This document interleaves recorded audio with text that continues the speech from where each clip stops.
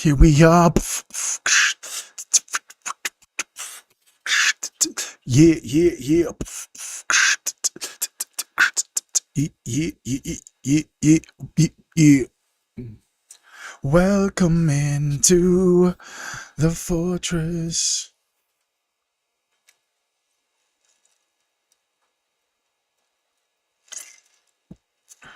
The best part of waking up is root beer in your cup. What's up? We'll get some people in here. Come on. We're going to get some peeps in here. We're just going to get some peeps in here. We're just going to get some peeps in here. Peeps in here. Peeps, peeps, peeps, peeps, peeps, peeps. What's up? What's up? What's up, everybody? What's up, dude? What's up, dude? What, didn't even do it, dude? Didn't even do it, dude?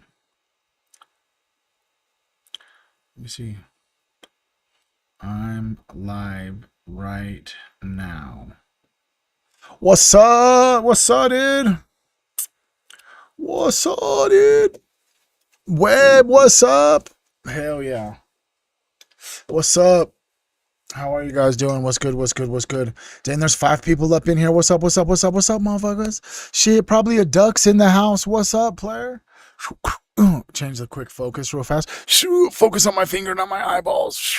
Crazy, huh? What's good? What's going down? What's going down in the hood, the barrio? Damn, we got 8 people. Alan Hepting, what's up? Love you, buddy. Hell yeah. 8 o'clock Easterns, 9. Hell yeah. We're gonna. Oh, I pulled in some cool, crazy shit on about the new data sets. Greetings from Ghana, bro. Damn, bro. From Ghana. From Ghana, bro. Let me just put the chat over here real fast. Bless you, bro. Thanks for being here, bro. From freaking Ghana, bro. Where's those heart hands at, dude? Heart hands at. Okay, there's the chat. Just get the chat like this. There we go. We could have the chat on the side like that. You know what I'm saying? What's up? What's up? Who's here? Let's see. We got 9 people on Facebook. Let's go. Let's go. Let's go. Let's go. How are you guys doing Friday night? Sheesh. Today's been a doozy. How's it been for y'all? Good evening, Team Human. What's up? Melissa Clark's in the house. If you're on Facebook, what you are seeing, let me just do this real fast. If you want, if you are seeing this on Facebook, the chat you see on the screen is actually the chat from Twitch and from YouTube. Tripoverdrip on YouTube. I will drop the link in the Facebook chat if you guys would rather watch over up over there. You know what I'm saying? Tripoverdrip. I am going to start streaming on Kick actually, bro, because last night when I was watching your Kick stream, I might as well, bro. I might as well. But yeah, Tripoverdrip on YouTube. What's up, Rachel Lee? Hell yeah, I'm so glad you guys could be here, bro. So glad. You guys ready to just get right into this? Marie Moon, what's up? What's up? Marie Moon's in the house. What's up, dude? Queen Trip's going to be down in about 15 or 20 minutes. Dang, so let me get through this then. Let me hurry and knock out this mindful message then. Because Queen Trip's going to come down here and we're going to watch a couple clips. And then at the end of the stream, Webb has some new data sets about like climate change, the chemical industry and the pharmaceutical industry. And I actually found some cool things about the chemical industry, about forever chemicals, about this company called 3M, actually. You might have heard of this company, 3M. Yeah, they're the ones that like make your Scotch tape and stuff and like staples and stuff. We'll talk about it later. I hope that you're here. Let's go, Webb. Webb's in the house. All right, you guys ready for this? Let me just hurry up and get up into this because the wifey's coming down here. For some reason, got weird. I just like to have this little opening thing. You know what I'm saying? I just got this weird particular thing. I get like I'm autistic, and so like when things get out of routine, I'm like unacceptable. You know what I'm saying? Unacceptable. Sending you healing energy. We are sending you healing energy. It's gone. It's already gone. It's already gone the second that you knew it was there. You used your own energy to heal it. And now collectively, we are all going to help you do that. Melissa, we love you so much. All right, you guys ready to get into this today? Let's see here. We've got 8 people on Twitch, 2 people on YouTube, 2 people up over on Facebook. Thank y'all for being here on a Friday night. I appreciate you guys. Like I said, so let's just get right into this. Cheers.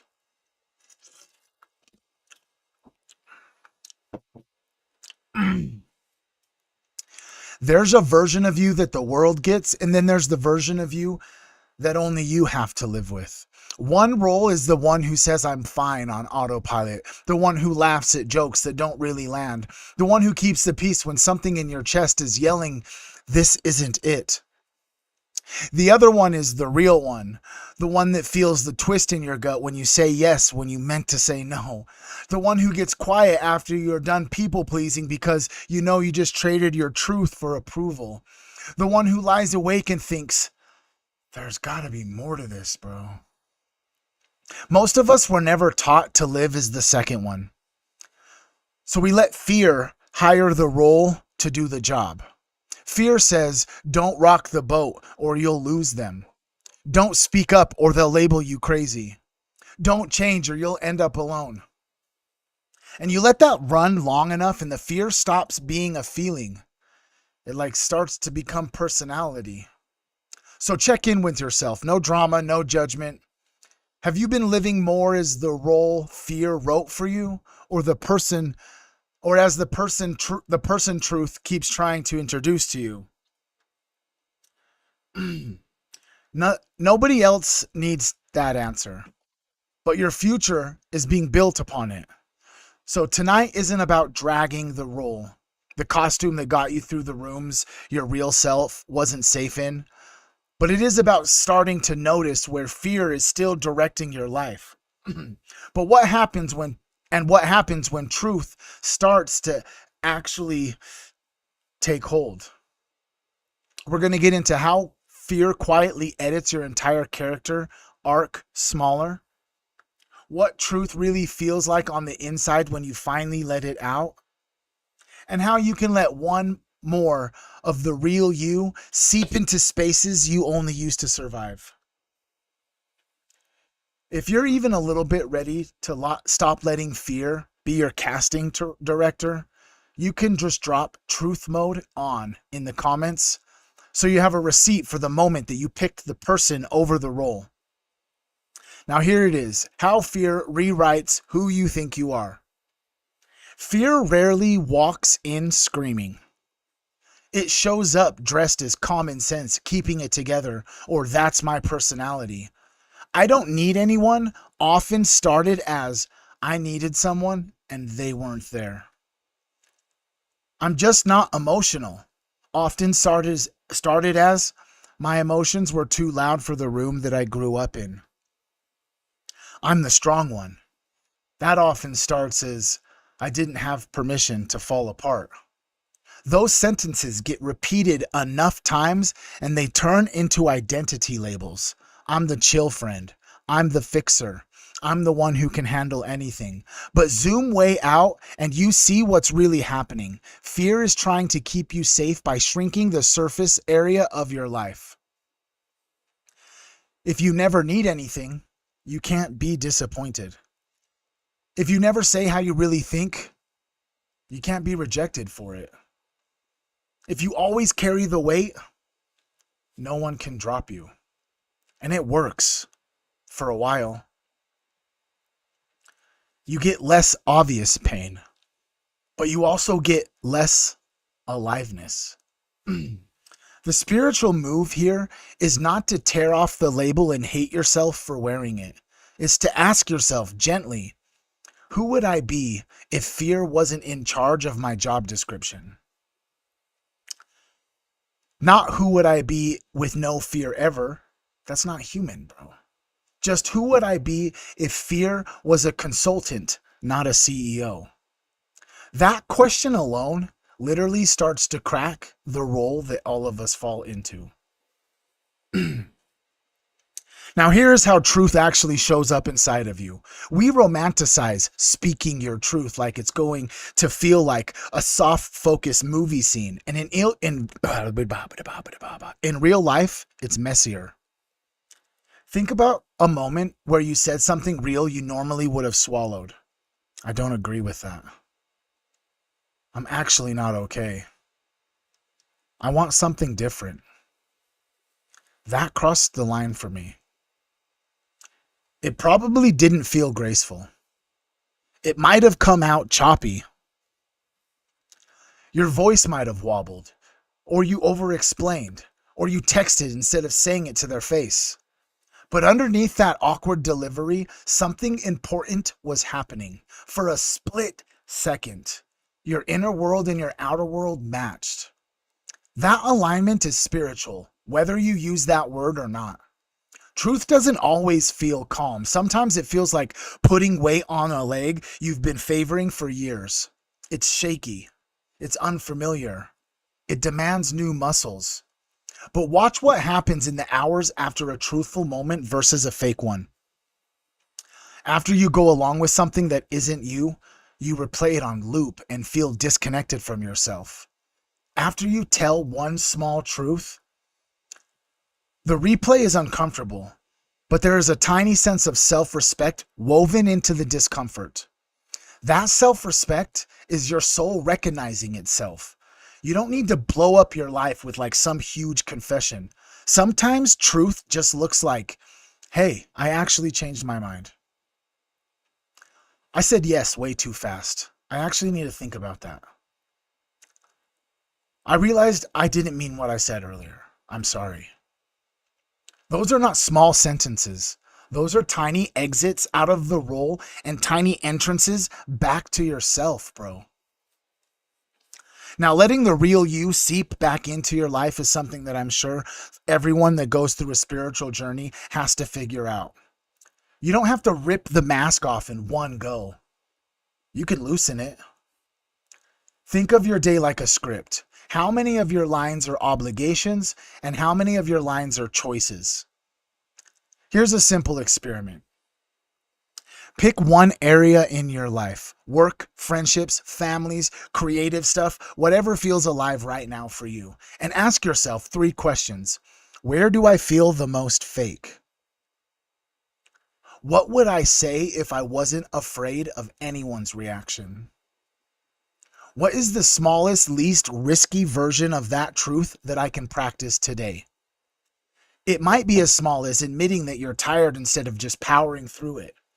Or telling a friend that you miss them instead of just playing it cool. Or choosing not to laugh at something that actually made you wince. Every time you do that, you're moving 1 degree closer to living as the person 1 degree from... Sorry, let me say that again. Every time you do that, you're moving 1 degree closer to living as the person and 1 degree away from living as the role. This is slow magic. It's you reteaching your nervous system. I'm allowed to exist in this room, not just perform in it. And I know some part of you is hearing this because you're still here right now.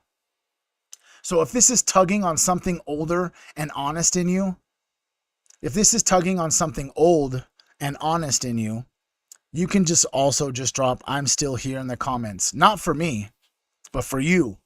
So you can't pretend later that you didn't feel whatever you might be feeling right now. Now, why this hits for every human. This isn't some niche, bro. This is the human condition in a world that profits from you staying on a script. We build whole relationships off of the role and then wonder why we feel unknown. We build careers from a survival identity and then call it imposter syndrome when the real us shows up and we don't relate. We build online personas and then feel like strangers in our own comment sections. If you feel like your life looks fine but doesn't feel like it belongs to you, bro, you're not broken. You're just underrepresenting your own story. And that's my friends and family where Team Human Energy lives. It's not about being against or being against this or being against that or figuring out this conspiracy or figuring out which satanic pedophilic cabal is running the world. It's about being here, present, like as an actual human, not inside of a headset or inside of some doom scroll or inside some of persona, but like an actual human. And if you're any type of the person who even cares about this, who hears this, like, and immediately felt like you needed to listen, that tells me that you're already on this frequency, bro. You're not here just to be entertaining, productive, and aesthetically pleasing. You're here to be someone, not just something. So if this resonated, if it felt like I was describing conversations you've only had in your own head, here's what I'd love for you to do with that. First, let's make it practical, bro. Pick one tiny thing and then decide it matters. Tonight I will write one page of what I actually feel with no filters. Tomorrow I will tell one person one small truth that I would usually hide. This week I will catch myself when I'm acting the role and just notice it without beating myself up about it. That alone starts to shift your identity from fear written to truth written. Second, if you want to keep getting pulled back to this version of yourself, the one under the role, just stick around. You can hit follow, hit subscribe, whatever the platform calls it. So this isn't just one random clip that hits you once and then disappears into the algorithm. And if you're watching this on Instagram specifically, when videos run longer than 3 minutes, the app pretty much stops handing them out to people who don't already follow me. So this is exactly what I need you to do if you're on Instagram. Just hit repost, bro.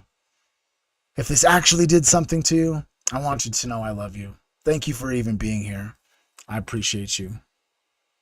Oop, oop, oop. Damn, dude. Dumb dude, dum dum duty, dum dum duty, duty, dum dum duty. Hello there, mates. Top of the morning to you. Cheerio, partner. Uh-huh. Uh-huh. Alrighty. How are y'all doing today, huh? What's up, Facebook? Damn, we got 6 peeps.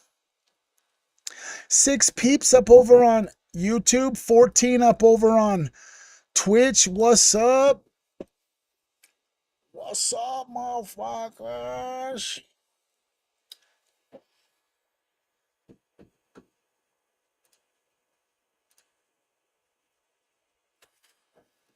Thank you so much for just spending your Friday evening here with this weird ass hippie, bro. With this weird ass hippie. Weird ass hippie.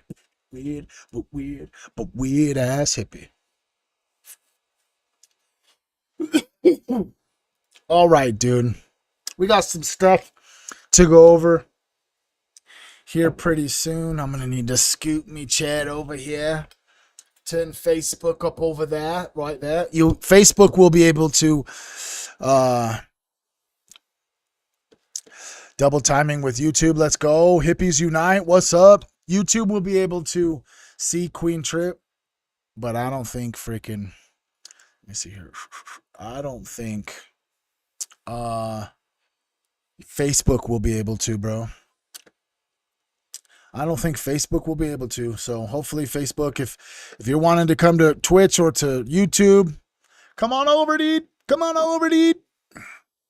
Come on over, dude. I'm drinking root beer, dude.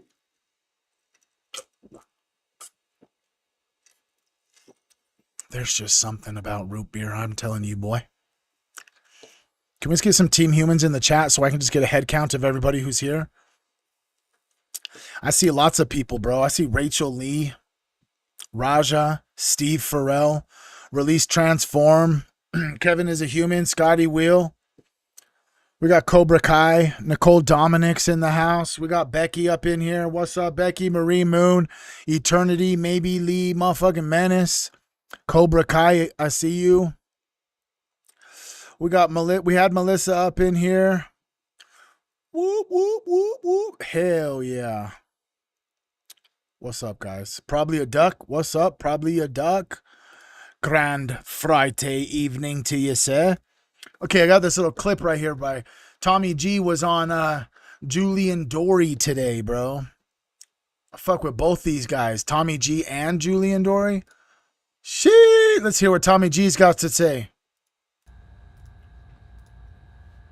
Oh, got it muted.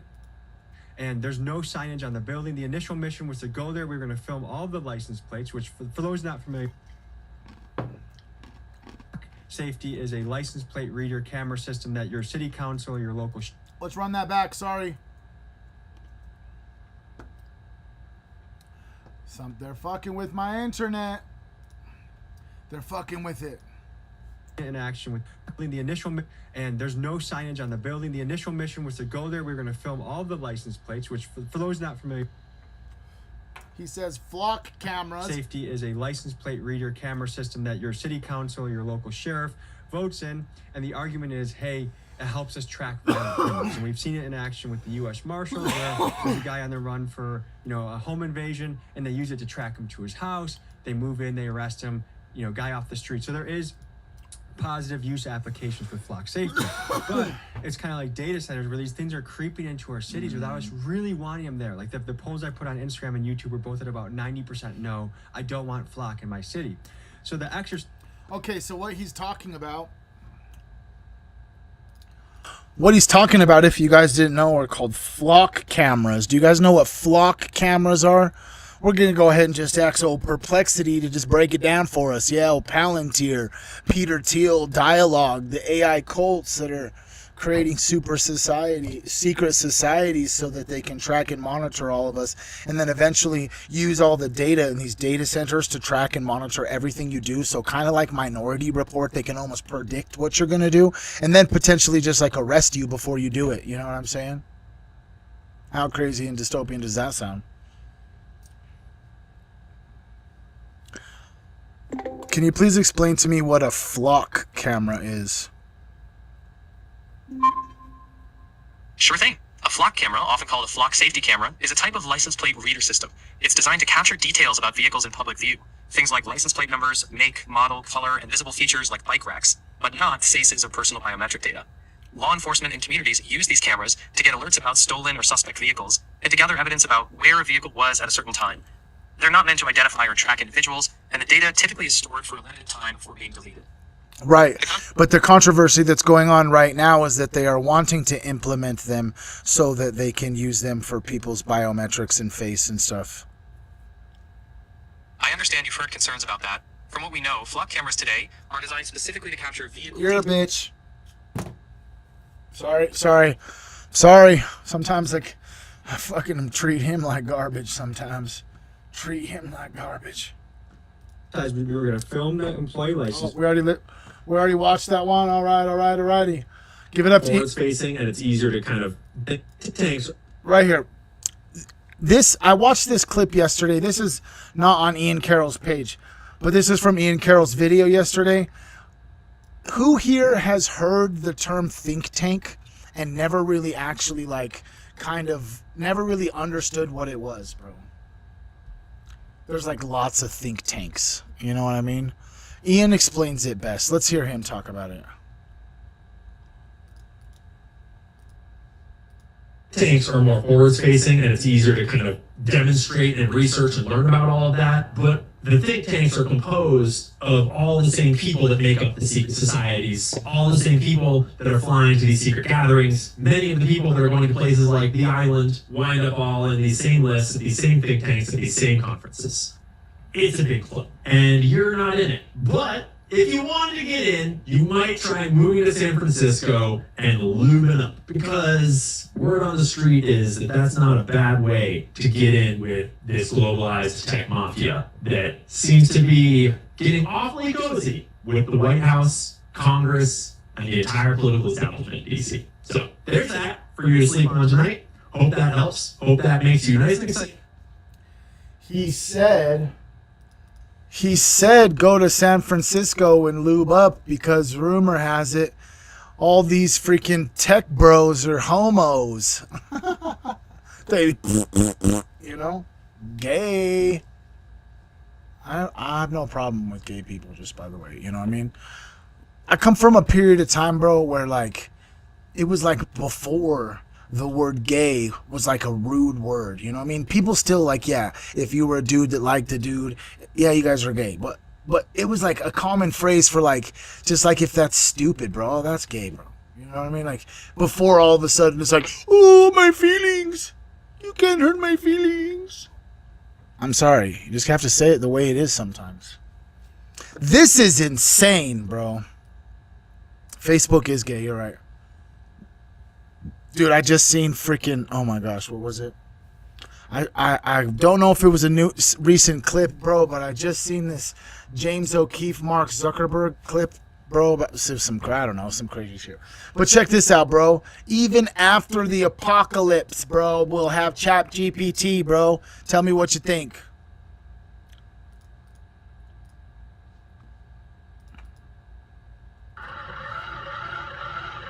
Ask me anything. How much do hummingbirds weigh? Hummingbirds are very light. Most species weigh between 2 to 4 grams. Ask me anything. That is insane. Oh my gosh, bro.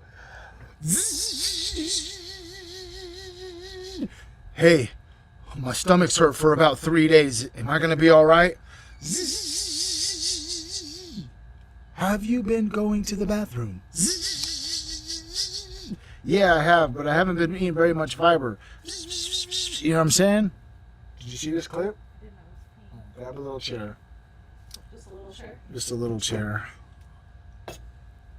She's here, you guys. Queen Trip's in the house, dude. Queen Trip's in the house, bro.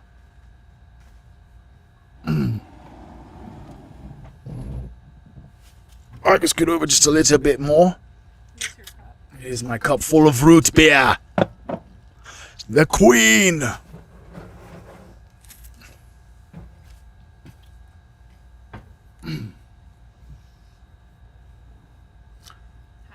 Your microphone's not on. You gotta get better than that. You're gonna have to put it in between your legs, player.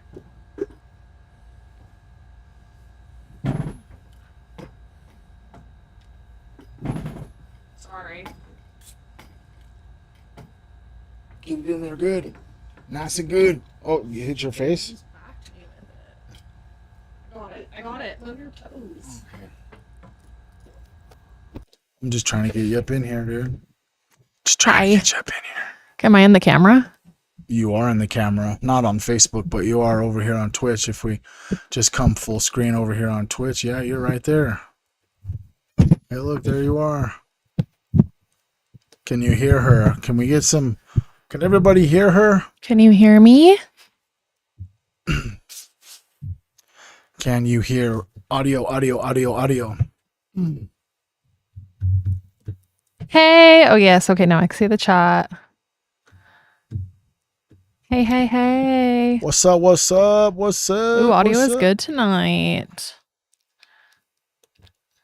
Nice, Kevin. Nice. Hell yeah. Fat dab before walking the dog. I'll take one with you. Cheers, brother.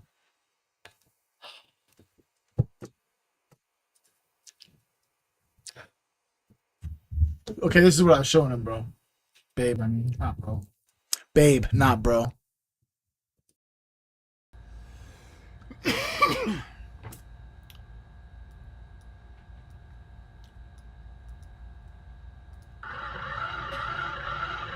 Ask me anything. How much do hummingbirds weigh? hummingbirds are very light. Most species weigh between 2 to 4 grams.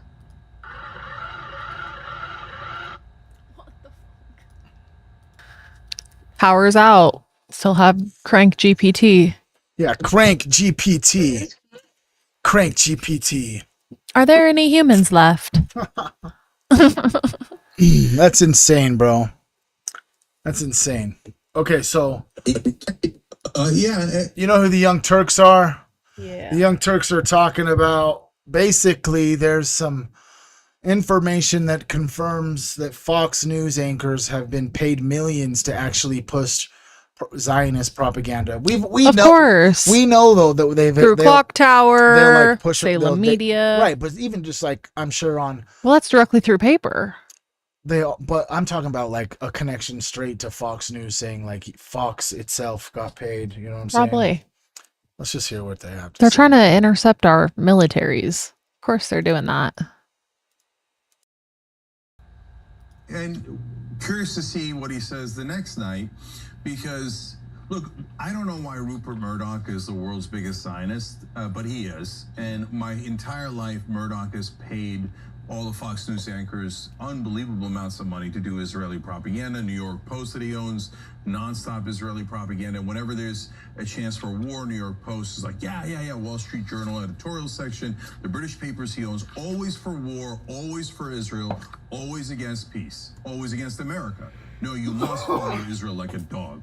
So if they have some like 80-year-old blackmail on him or whatever it is, I don't know what it is, but Murdoch will definitely always be for Israel. That is an emu. And curious. Yeah, Anna Kasparian, she is based as fuck. For real. For Rizzle. For Rizzle. I like the Turks, you know what I'm saying? Yeah. The people and these guys. Yeah. Okay, everybody knows who, I don't know, fucking scumbag piece of This shit guy. fucking Childy and Dershowitz is, right? He literally says that the Jews created America and claims that much of the United States is based on the Torah. Which is kind of crazy when, like, I've heard too, like, oh, America wouldn't be anything without Israel. And it's like, how is that even possible when America was established first? It was actually quite coincidental you said that, because like a few days ago, Mike Huckabee Yeah. said that, and then on the same day, Donald Trump said the exact same thing, saying that Israel wouldn't even exist without us. Well, yeah, that's Well, everybody- correct. Everybody knows that's how it is, right? But you know what I'm saying? Yeah. Because it's just crazy. Alan Dershowitz is known for defending elite pedophiles. Let's just ask real fast. Okay, so the lawyer, Alan Dershowitz, I've heard some stuff saying that he has represented some pretty controversial clients. Can you please give me a list of his most controversial clients that he represented in court? Alan Dershowitz has indeed represented quite a few controversial clients. Yes, According to indeed. sources like the Jewish Telegraphic Agency and the New York Times, some of the most notable ones include Jeffrey Epstein, the convicted sex offender, Klaus von Bülow, who was accused of attempting to murder his wife, O.J. Simpson, accused of murder, Harvey Weinstein, accused of multiple sexual assaults, and even President Donald Trump during his impeachment trial. He's also represented Mike Tyson and far-right Jewish Defense League activists accused of murder. Dershowitz has made a career out of defending high-profile and often unpopular defendants, seeing it as part of his duty as a defense lawyer in a system governed by the rule of law. Isn't it weird? Is this another connection? Alan Dershowitz represented Donald Trump and Epstein. Weird. Republican, he said, well, you might say that America made Israel, let Israel survive, but it's Jews who created America. And he goes through, you know, how much of America was based on the Torah, how the original symbol of the United States proposed by Benjamin Franklin was Moses parting the sea, that, you know, many of the original symbols of America come from the Bible, and there are many references to the Bible in the early writings of American patriots. I quote some of them in my book. You know what I've noticed is how come it's always like in my book? Buy my book. It's always like a self And promo. it's funny that he said that. Is that he said that Israel created America when yesterday we actually were asking Perplexity yesterday, and it's like, oh yeah, Christopher Columbus and fucking he's a Jew and was kicked out of Spain, and Yeah, just like a few days later, they discovered America. right. Quite Crazy. interesting. But the thought of Moses parting the Red Sea as the emblem, Right. that sounds kind of ridiculous. We were nowhere near the Red Sea. Right. I agree. Okay, so here's another clip right here of Peter Thiel just digging his toes in deeper. You know what I mean? This whole secret society thing just doesn't really sit well with a whole lot of people. If you don't know, there was a lot of documents that were leaked about a secret tech society. Not even tech. It was like everybody, like the freaking prime minister of Norway, freaking. Yeah, it was They had, just like, an elite just like society. super elite. For 20 years they've been meeting, and Ted Cruz What was it called again? Dialogue. Dialogue. It's Dialogue. Peter Thiel was the head of it. I actually made a video earlier today talking about the weird stuff about basically Epstein got invited to this event in 2012. It was like an 18 month advance invitation for like 2014. In 2016, he was corresponding with a person who worked at MIT. His name was Jochi Ito. Yeah. Basically talking how enthused that Epstein is about secret societies. It just makes him giddy. In 2010, he had this person was redacted, but this person reached out to Jeffrey and said, "Hey, I'm just an old guy curious about information about maybe starting up one of those old school secret societies." You know, it's kind of crazy. Kind of cringe. Kind of cringe. Let me just shoot a Gmail over to you. As a society, we may have to still go They've been fucking with me, bro. one last really crazy bubble, but when this one is over, it will be time to sort of reassess the entire history of the last 200 years. And I think the only thing left standing will be something like a libertarian account of what's going to happen. When the government bubble breaks, the people in this room will be the people who will be the only people who have been right all along. And it'll be all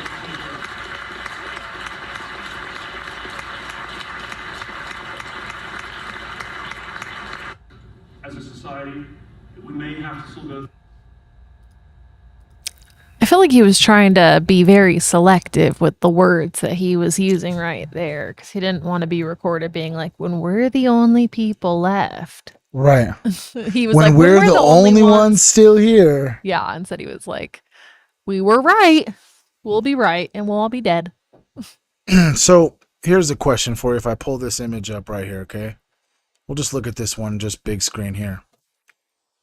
Do you think what happens is like the reptilians that control the planet, they just like observe what's happening? Because here he doesn't necessarily look like a reptile. Maybe a pedophile or a homo, but definitely not definitely not a reptile. It seems as if this was a clip from a long time ago, and as soon as like you get to a certain power, you accumulate a certain amount of power or influence on the planet. At that point, that's when the reptiles like, yep, get him. We get him, they eat him, whatever they do with him, and then they make a skin scoot out of him, and then that's where we're all thinking like, oh, these guys look like reptiles, because those are actually reptiles. They just can't allow an actual human to ever get that much power. You know what I Could mean? be. Weird. Or it could be like a more of a possession type thing too. Almost like a they're controlling them through thought. Yeah. You know what I mean? Or is it the Or they embody. or is it the adrenochrome? You know, where like it's like heroin kind of, you know, the more and more you take for longer and longer and longer, the more and more you need to get the fix that you're trying to get. And so over time, at first it works miraculously, like so, And then you turn into a lizard. and then you slowly over time turn into a lizard. I actually heard that theory today. Did you? I did. That's crazy. A video on Instagram. That's crazy. That the reason that they all look so weird and reptilian like right now is because their supply of adrenochrome has died down. Because they cracked down on Old Epstein. The old Epstein got shut down, so fucking supply ran out for a little bit. Yeah. All right, this one's about COVID. Can't let anybody forget about that scandal. Because, you know what I'm saying? I feel like... That one was kind of just, it's been like kind of like forgotten, swept under the rug. Like, oh yeah, COVID. That happened. Oh, yeah, COVID. But really, I don't know. I just have never been able to get over it. As soon as, I acknowledge that it was the largest transfer of wealth from the elites to the bottom percent, the bottom 99, and that fucking, just the whole manipulation of it. Was it like a huge psyop for compliance? They were like, okay, are we ready to fucking move in phase 2, or are enough people obedient? Can we manipulate enough of them? I just feel like outside of like depopulation, there was like definitely MK Ultra in the fucking COVID pandemic. Yeah, definitely. There was definitely some mind control going on, because it's like somehow they convince people to like yell at other people if you weren't 6 feet away from the other one. It's like, whoa, whoa, whoa, back up. Yeah. It's pretty crazy. Get on the dot. Yeah. You're in Walmart and 6 it's like, feet apart. You see the dots? she's stepping ahead of the dot. I'm feeling unsafe. It's crazy. It's crazy. And it's like, all right, everyone, put a mask on. Cover your faces. And we were all just like, yes, sir. Not everybody. Majority of people. A lot. See, you weren't like here. No, I was actually in prison. Yeah. So But I was in prison during COVID. It was crazy. We were locked down for like months and months. I feel like the first month, everyone was like under a mind control. And then after a month, it was kind of like, what's happening here? Why are all these They offered people? it to everybody in the whole prison to get it for free. The shot? Yeah. Of course they did. Shit. Need the bottom of this, and right now I'm just using this moment. I need the mainstream media, CBS, ABC, CNN, to step forward and start covering what is a major scandal. How many thousands, tens, hundreds of thousands of people are permanently disabled or possibly lost their life because our FDA hid the fact that there were safety signals screaming at them with the COVID injection. So again, you can't answer all my questions in terms of but we need to figure out who is running this deep state. We need to get to the bottom of this, and right now I'm just using this moment. We know who's running the deep state. Why did he call it a COVID injection? It sounds different than a COVID vaccine. Are they trying to like not categorize it with other vaccines? Maybe? It's also possible in this arena, the people who are usually getting asked questions will pick one thing that they can argue about all day long, and a vaccine is a code word, just like they did to RFKs. Like, oh, you're saying you're against vaccines, Yeah, that's true. And so but yeah, so it's like you don't want to categorize it with the others almost in a sense, but really they're all not really great. Right. They're all not just, great at all, yeah. They should all just call them the same thing what they are. Yeah, they should. Poison. Okay, we're gonna pull this up. We're going over to Webb today. Webb dropped some new shit, dude. And I got this little thing pulled up already. You guys know who 3M is, bro? Pull up the logo. Everyone will know when you pull up the logo, especially on a pack of their most known sticky things. What You're not products? Not typing anything. What products does 3M make? 3M. 3M makes over 60,000 products across dozens of categories, from consumers, industries, and healthcare. Healthcare? That's horrific with the information we're about to find out. Yeah. Okay, so they make tape, double-sided tape, masking tape, scotch tape, sandpaper, sanding discs, safety glasses, hearing protection, hard hats, medical tape, dental adhesives, surgical drapes, dental adhesive. Why is a tape company making dental adhesive? Duct tape. picture hangers. Don't they make Post-its too? Yeah, they make Post-it notes. Oh, yeah. Thermal, Command strips? thermal management materials, anti-static coatings. There's all their Dang, brands. Scotch Brite, you know what I'm saying?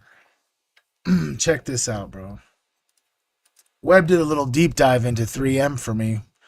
They've got these new data sets, the pharmaceutical litigations, fossil fuel and climate files, and then chemical industry archive.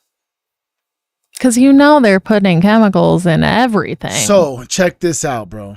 In 1951, DuPont. Oh, DuPont? Yeah. Is this about DuPont? This isn't about DuPont. This 3M is this one, actually. I was reading you the wrong thing. 3M is this one. 3M is a Fortune 500 company which has... No, it looks like that's involved in it. DuPont dumped over 7,000 tons of sludge. Is that?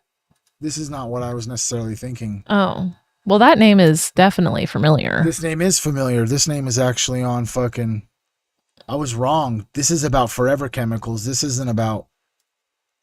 Same idea, different company. Yeah. Yeah. They're all trying to poison Okay, us. so DuPont, this is what it is. Yeah, they're a You're right. They're a Teflon company. Yeah, that horribleness. Plus, if we can just go real quick over to this web real fast, I'll just refresh y'all's memory. Where's it at? Where's my handy dandy little freaking document, dude? Do you just have little webs inside of that big web? I do. Yeah. I love that. I love a web. You guys seen the Illuminati one? Yeah. Is the DuPonts are on there, right? Yeah, the DuPonts are on there. Yep. That's what I wanted to show you. Okay, so if you want to see the document, though, it is on your last video, and the file number is on there. Oh, yeah, the EFTA is. Okay, so in 1951 to 1962, DuPont began using a chemical called ammonium. Ammonium. Ammonium.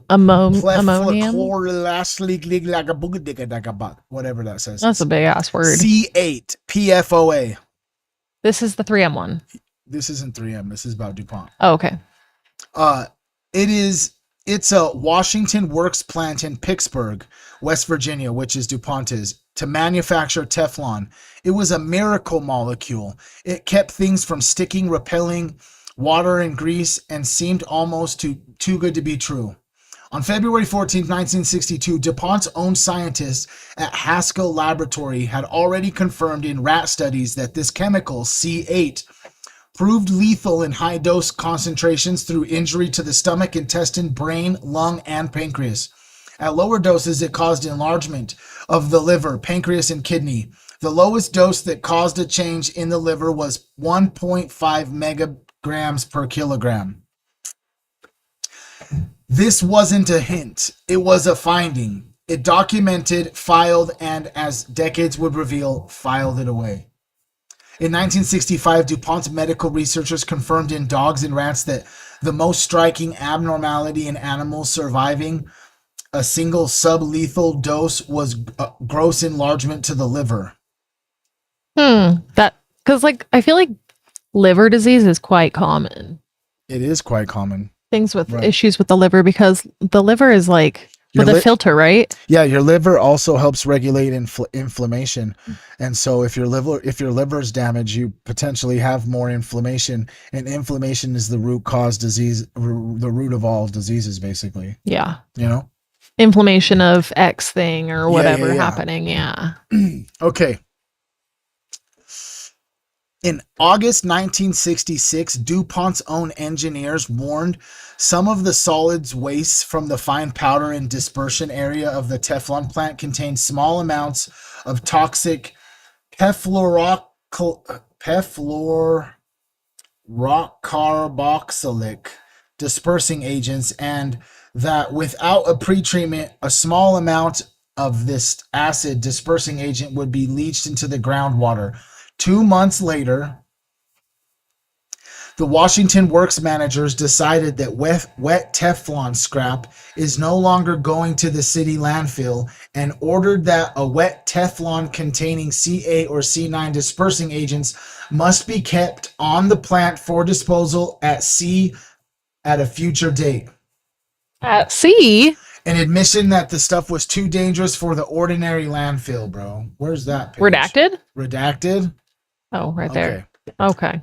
In 1970, a memo from Washington Works to DuPont's experimental station in Wilmington reported that past studies made at Haskell Laboratory have indicated that an ammonium C8, which is used to create Teflon, is highly toxic when inhaled and moderately toxic when injected. In 1981, 3M, this is where it was, right? 3M had notified DuPont that oral doses of C8 caused birth defects in rats. In April 81, DuPont prepared a supplemental communication to its Washington Works employees. 2 women who worked in the fluoropolymers division had given birth to children with birth defects. The company's prepared answer for when the public asked is, "We are not aware of any human birth defects attributed to FC-143. We do know of 2 women who worked in this area before and during pregnancy whose children reportedly had defects defected to the birth. We do not know whether there is any sort of relationship." That same year, DuPont set an internal acceptable blood level for female employees at 0.0 ppm and began transferring women 0.04. 0.04 ppm and began transferring women of childbearing potential out of the highest exposing jobs. They knew enough to protect their own workers' future children, but they told nobody outside of the company who was drinking the water. So it was a DuPont and 3M collab, or what? Well, right there, 3M notified. Yeah, 3M let about birth DuPont defects. know that orally it's toxic too, not just injecting it orally as well. And it's so crazy that they just like sprayed it all over our pans that we cook with. Yeah. And it just like falls off. Yeah, and it seeps into your food. Forever chemicals. Okay, phase 3, bro. It's 3 a.m. What's up, Callie? Hey. Cooley. What's up, Christy? What's up, Julia? First time chatter. What's up, D Spice? Scotty Wheel. What's up? What's up, Scruffmeister? Lacey Lulu's in the house. Ooh, Lacey. What's up? Okay. The year the water was tested and the secret held. In March 1984, DuPont collected water samples from private taps near the Lubeck Public Service District well field, immediately adjacent to the Washington Works plant, and from the Little Hocking, Ohio water supply across from the Ohio River. The samples were sent to DuPont's own experimental station lab in Delaware for analysis. The results confirmed that C8 in the LPSD water supply at levels as high as 1.5 ppb, and in the little water base between 0.6 and 0.8. DuPont's internal response was not to warn anyone. It was to prepare standby statements for its employees in case the public found out and started asking questions. How insane is that, dude? Yeah, they're like, we're not going to tell anyone. We're just going to be prepared in case anyone asks. How sadistic do you have to be? Sick. It's sick. They're like, money, money, money. We got to produce whatever They're we like, can. oh, with this is whatever going to needs." mess so much stuff up. We just have to fucking just poison everyone. Yeah, that's probably when they were like, we need to come up with some sort of fake studies saying that it's okay. That just a little bit's fine. Right. Because they always, that's their like go-to line. Just a little bit's okay. A little bit won't hurt you. Yeah, a little bit won't hurt you. Like, what the fuck is it, Will? Our bodies aren't supposed to have that in there. The people of Little Hocking would not learn that their water had been contaminated for 18 years. That's insane. 18 years they were drinking poison water. I wonder if it tasted different. Like, I wonder if they could tell. I don't know. When they finally did find out, it was because town officials petitioned the state of West Virginia to test for it, not because DuPont ever said a word. And even then, DuPont did not divulge that it had found the Teflon-related pollution in Little Hocking tap water as early as 1984. Wasn't DuPont, side note, wasn't DuPont also... In the Candace fucking thing? Yeah, with Tyler Robinson. Yeah. They owned the air hangar in Virginia, I'm pretty sure it was, that the Egyptian planes were going to. Oh, so they've been just down with killing people forever. Yeah, allegedly. No, I mean, obviously they've been down with killing people from here. Allegedly, the DuPont airplane hangar is connected to the Egyptian planes, which are connected to the Kirk. It's so crazy. It's just kind of always all connected. Are you guys? Can we trip them out real fast with this fucking cucks only? Yeah. Okay, I got something. This is crazy. We were watching. Are we paused? Can you guys see us? Are we here? Can you see me? Are we frozen? Are we frozen? Are you on the wrong tab? No, I'm not on the wrong tab. Are we frozen? Maybe just open a new window or something of it. I can't open a new window. Oh, like a new. It's changing. No, it's good. Okay. You guys can see our search? Because it looks like we're looking at something else. Everything is connected. Can you see a blank perplexity screen? That's what I'm curious. Let us know. Let us know. Not the search. Not the search. Okay, so this will go like this. Oh, what's up, Lawrence? Probably a duck. Boom. We'll try this again.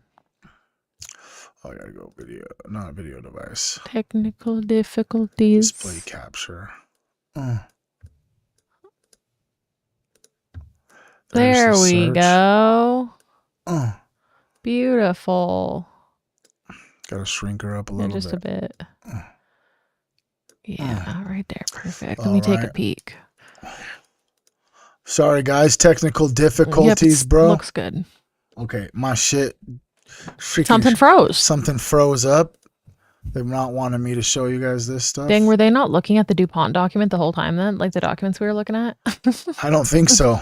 Oopsie. We were just reading. We were reading from Webb. I thought you guys could see it, bro. Okay, bro. Back to it. Back to it. Y'all can see it. I'm going to just type something. Just watch. Up inside the search bar. It's going to say, Charlie got... Kirked. No, owned. Owned.com.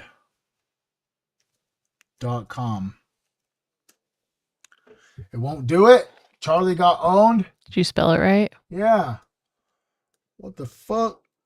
How about cucks only? Oh, weird. Weird.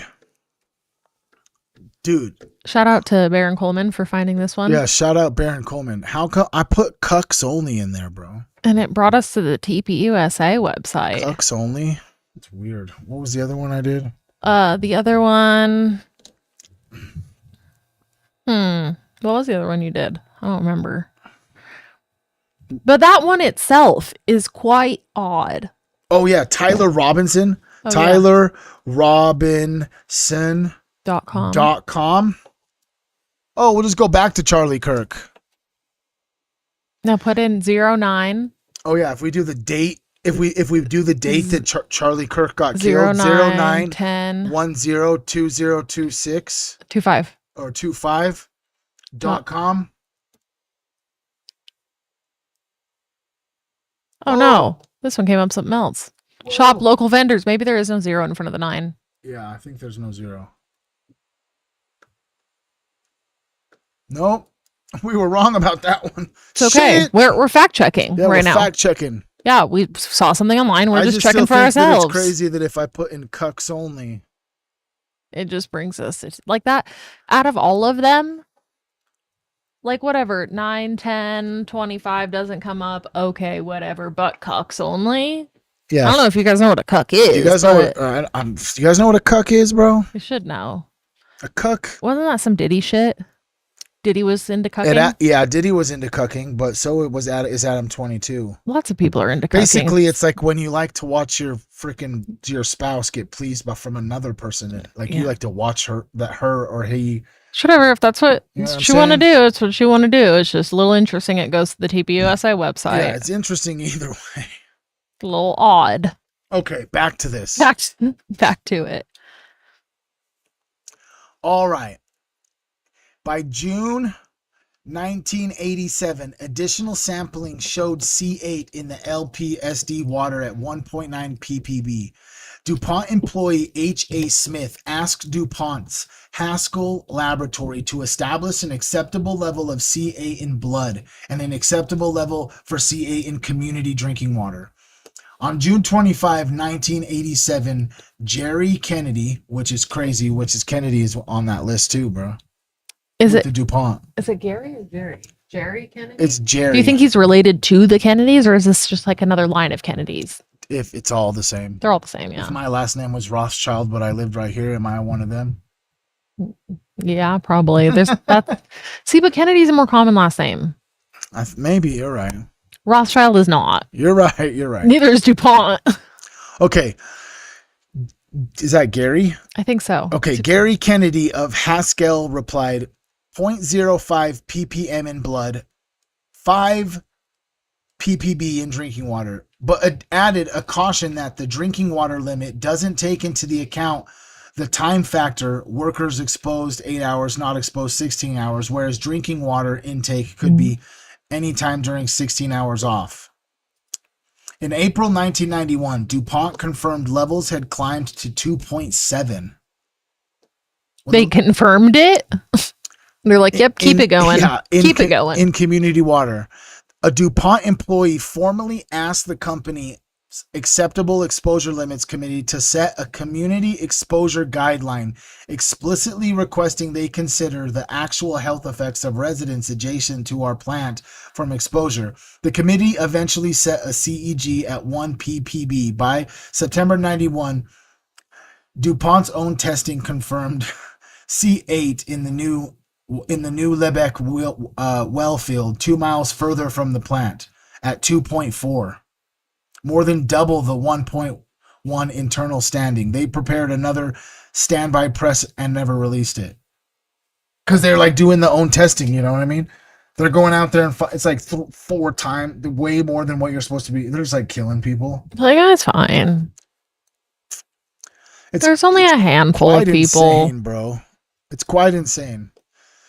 Can we just get a head count of whoever's up in here? Can we get some aliens? Who's here? Team humans up in the chat. Who's up in here?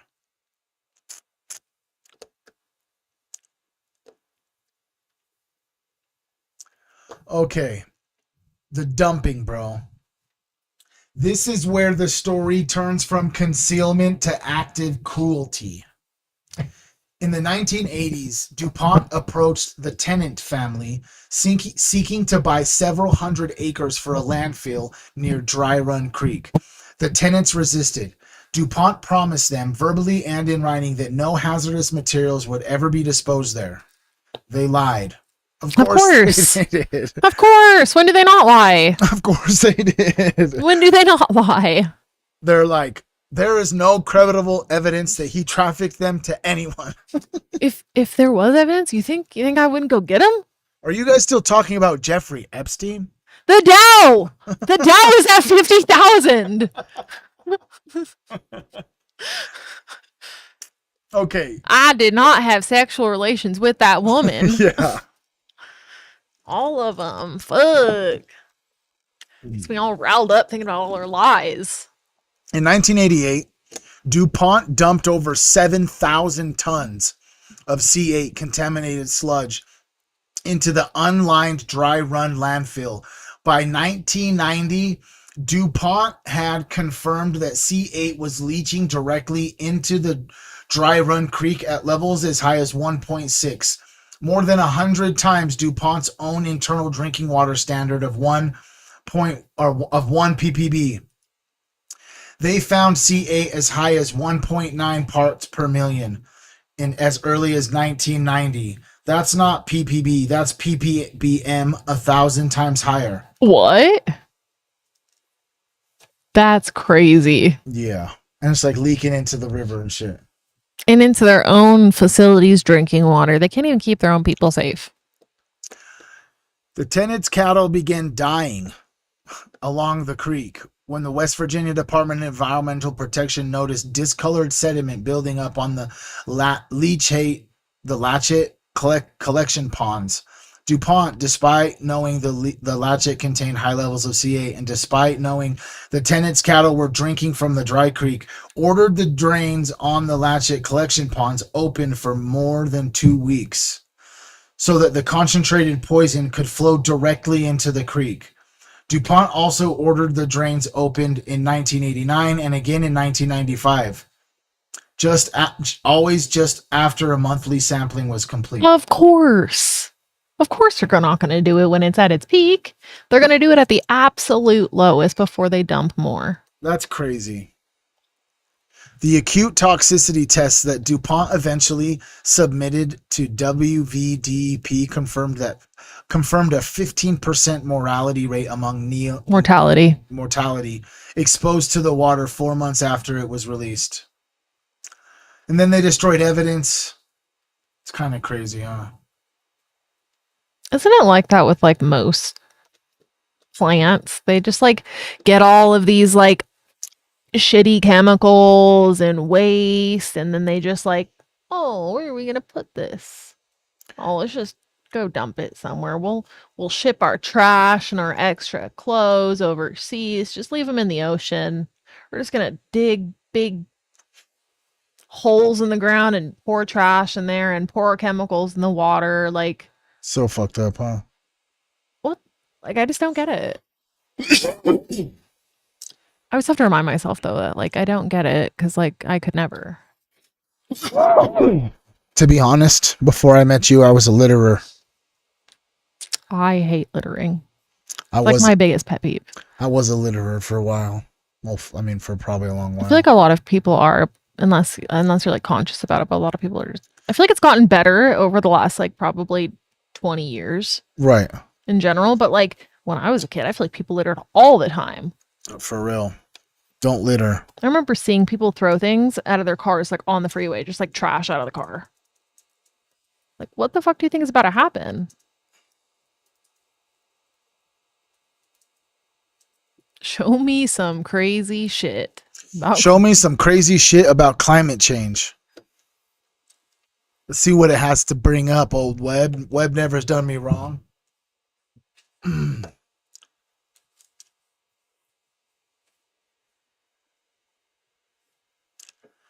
you grab me a drink if there's one, or fuck, some root beer?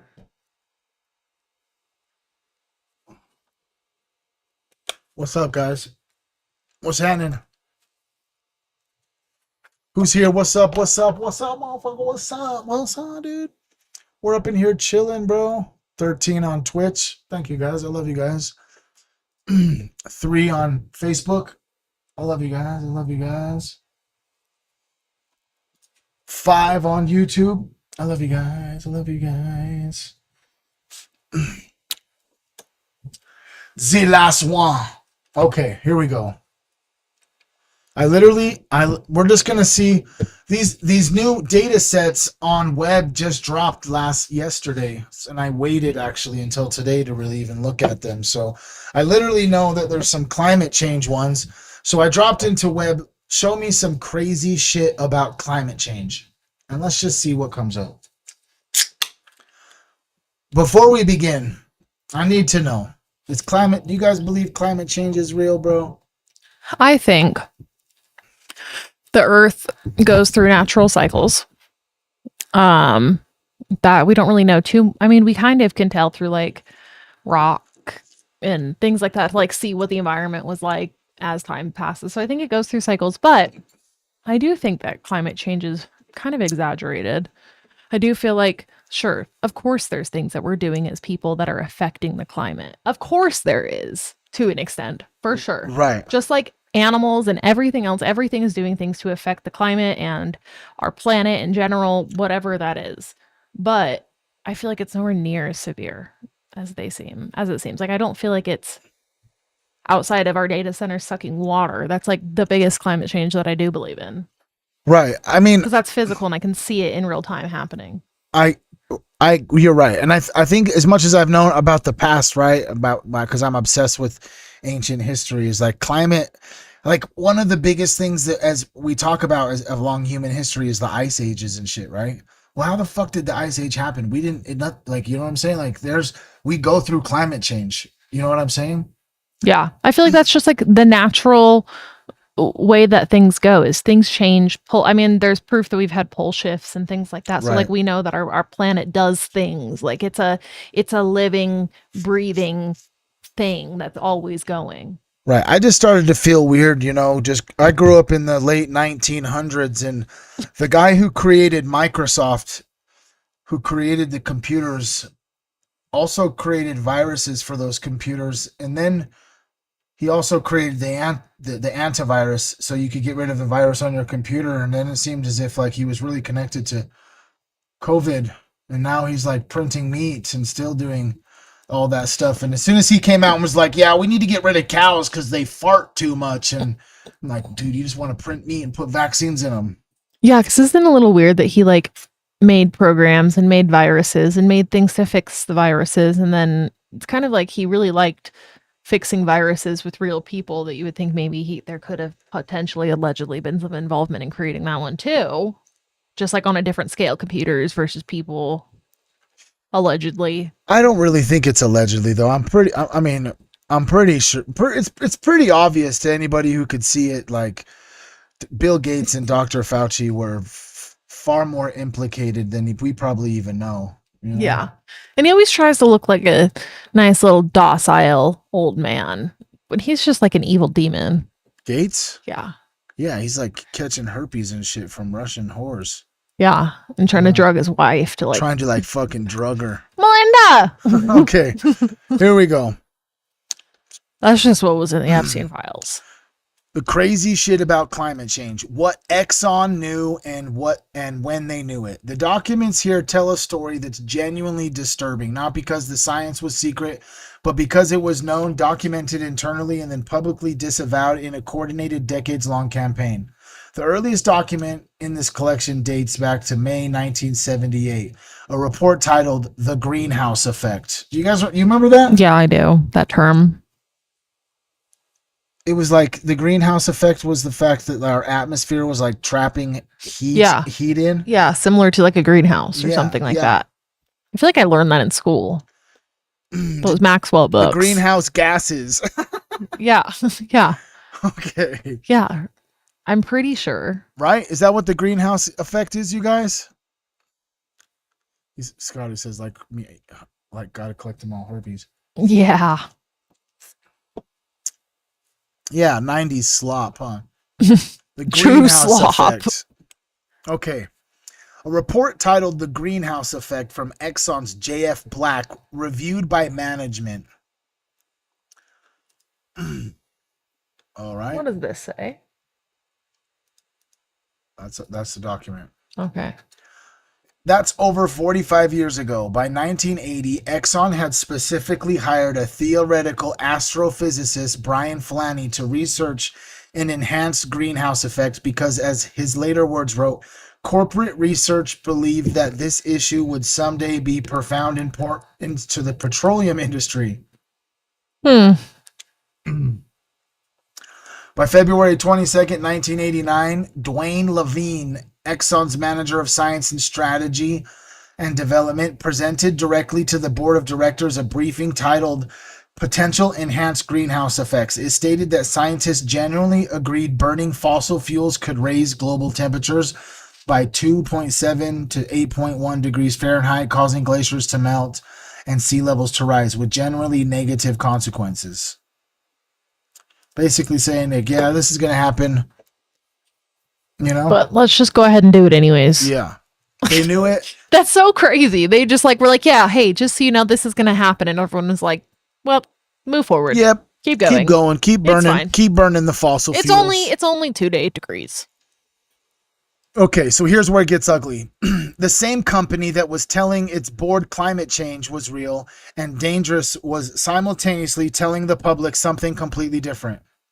A shareholders' environmental report from the early 1900s told Exxon investors... 1990s. 1990s, sorry, excuse me. There is some evidence which indicates that the Earth's climate is not warming at all, and claimed a consensus among scientists has not yet been reached. At the exact time, internal documents show their own scientists knew the science was robust enough to cause generally negative consequences.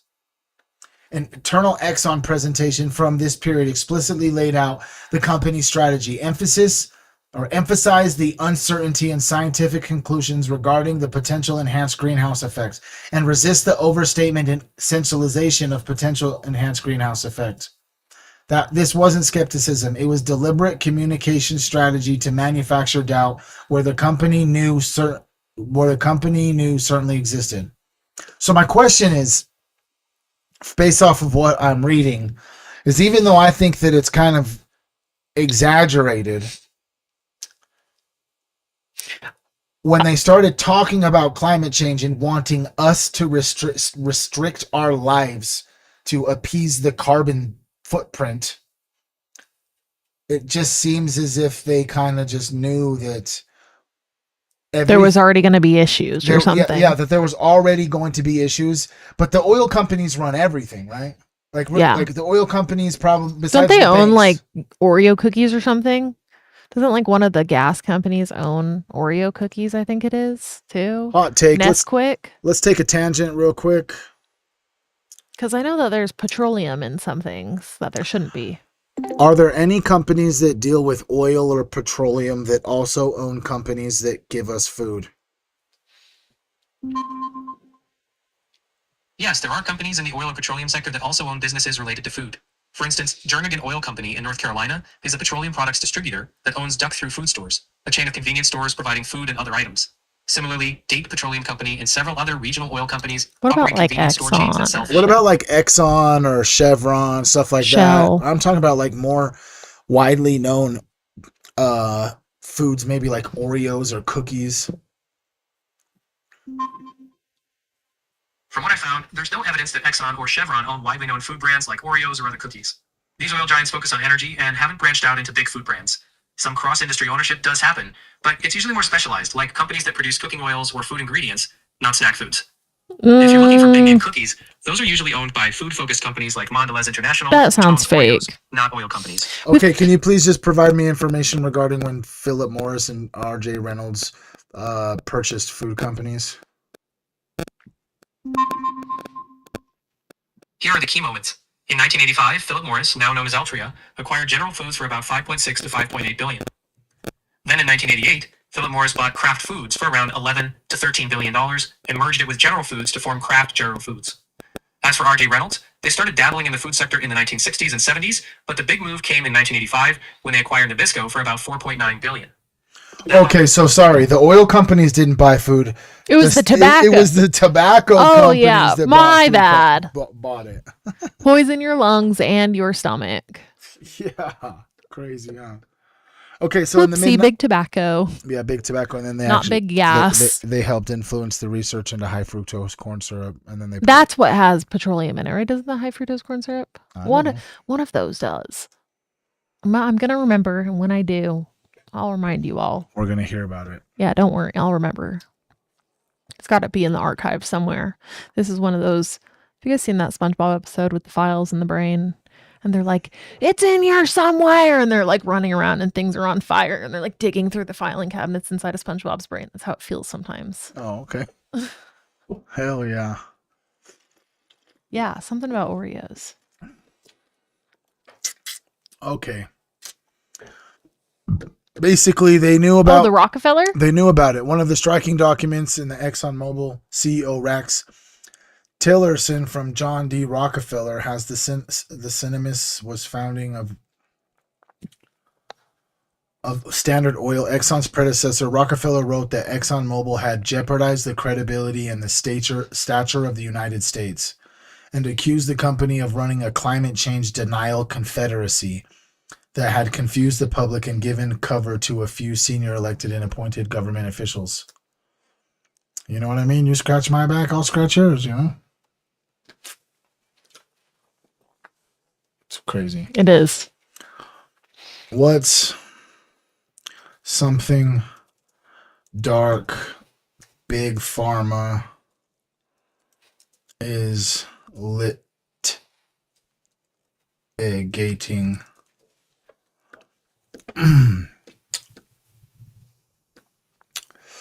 corn syrup, corn ethanol production.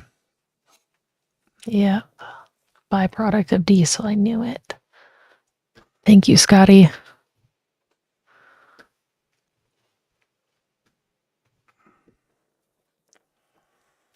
Trying to see here. To be honest, your text is so little it's hard to even see. I just can't go any bigger. Can't zoom. I don't know how to zoom this. Yeah, settings. Can I get bigger words? No. I don't know what any of this shit is. Go back. Can you do like a command plus sign? That's how you do it on a Windows. There's no plus sign. There is no plus sign. Anyone know how to zoom on a Mac? There was a medicine that I was reading earlier that was pretty crazy.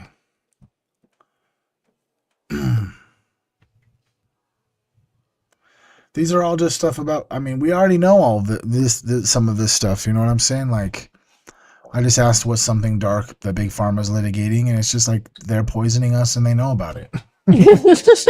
Duh. You know what I'm saying? What are the other files that came? It's chemical industry, fossil fuel and climate, and pharmaceutical litigation. Go to the chemical industry one. Poison paper. Roundup litigations. Oh, yeah. Forever pollution project. Poison papers. Click on that one.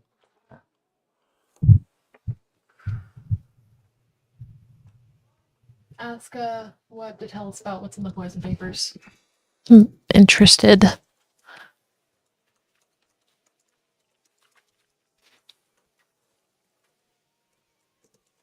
Papers.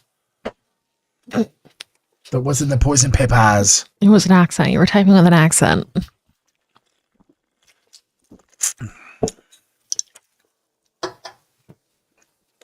Maybe control and zoom the mouse, or the mouse. No, didn't work there. The poison papers, bro. We've been seeing lots of, like, you know how we always talked about how anytime they want to like add validity to something, they're like the scientists or the experts or the archaeologists. Yeah, I was watching something today. You know, the girl that we watched, she does stuff about the Epstein files, and she did one about Zorro Ranch recently. We watched Got Dark Hair. Yeah. I think her name's Stephanie. Yeah. She just did one about Robert Maxwell, right? And I was telling you about it, about all of his different printing companies that he owned, or publishing companies that he owned, because when you get everyone to want to publish through you, everyone has to purchase through you, and your papers become pretty much fact.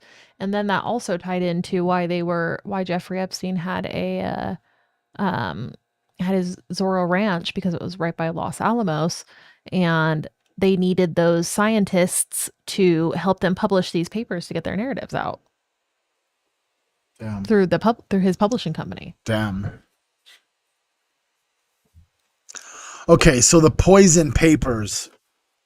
The poison papers are an enormous cache, over 30,000 documents. Wow. Exposing what the chemical industry knew about the toxicity of its products, when it knew it, and when it did, and what it did to hide it. The story spans nearly 70 years, involving many companies, many agencies, multiple cover-ups that are so brazen they read like fiction. Here's the darkest thread. In March 1965, scientists from Dow Chemical gathered with representatives from Hooker Chemical, Diamond, Alkali, and Hercules Powder at Dow's headquarters in Midland, Michigan. This was not a public conference. It was a private secret meeting called by Dow to discuss a problem the industry had been sitting on for decades. Why do they always have secret meetings? Right. That's something you always hear about with a scandal, is like these secret meetings, and someone took some little notes in the corner, and those notes got slipped out. But there's Leaked. always, yeah, but it's always from like a secret little hush meeting. Just like the secret meetings that they had in the Situation Room about Epstein that Yeah. Dan Bongino allegedly leaked. You know? I hope it was him. Huh? I hope he did. You hope he did? I hope he did. Fuck yeah. Give him, you know. Okay, so He seemed the most scared. he did seem the most scared. Can we just pull up a clip, actually? You don't know what I've seen. Let's pull up a clip real quick. I don't get to see my wife anymore. Dan Bongino scared.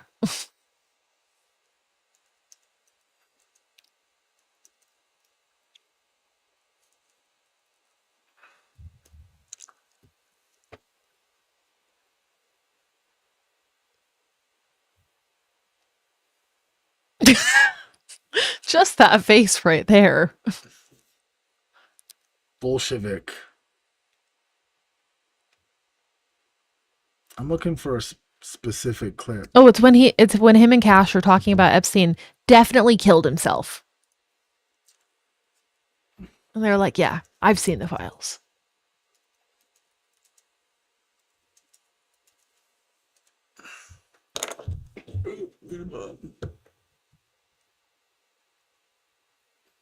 Just put Dan Bongino, Cash Patel, Epstein.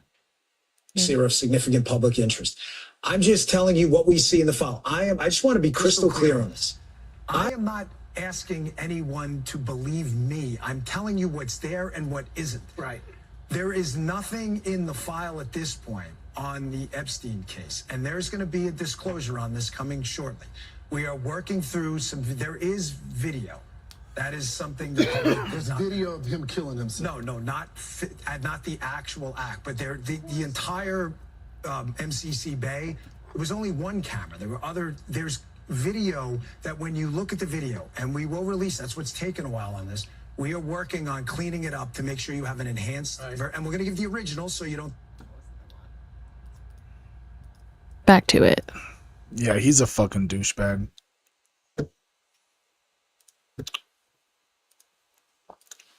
I wonder where Cash Patel has been. We haven't seen him lately.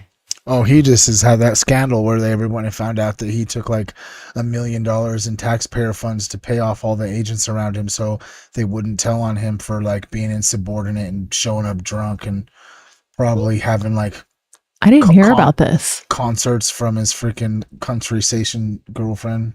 I didn't hear about this. I'll show you. I just feel like I haven't seen him in a while. Mr. Patel. Mr. Cash App Patel. Slush? Slush fund. I'll put Cash Patel 1 million.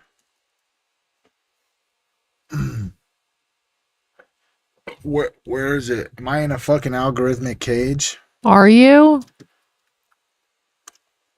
I might be in an algorithmic cage.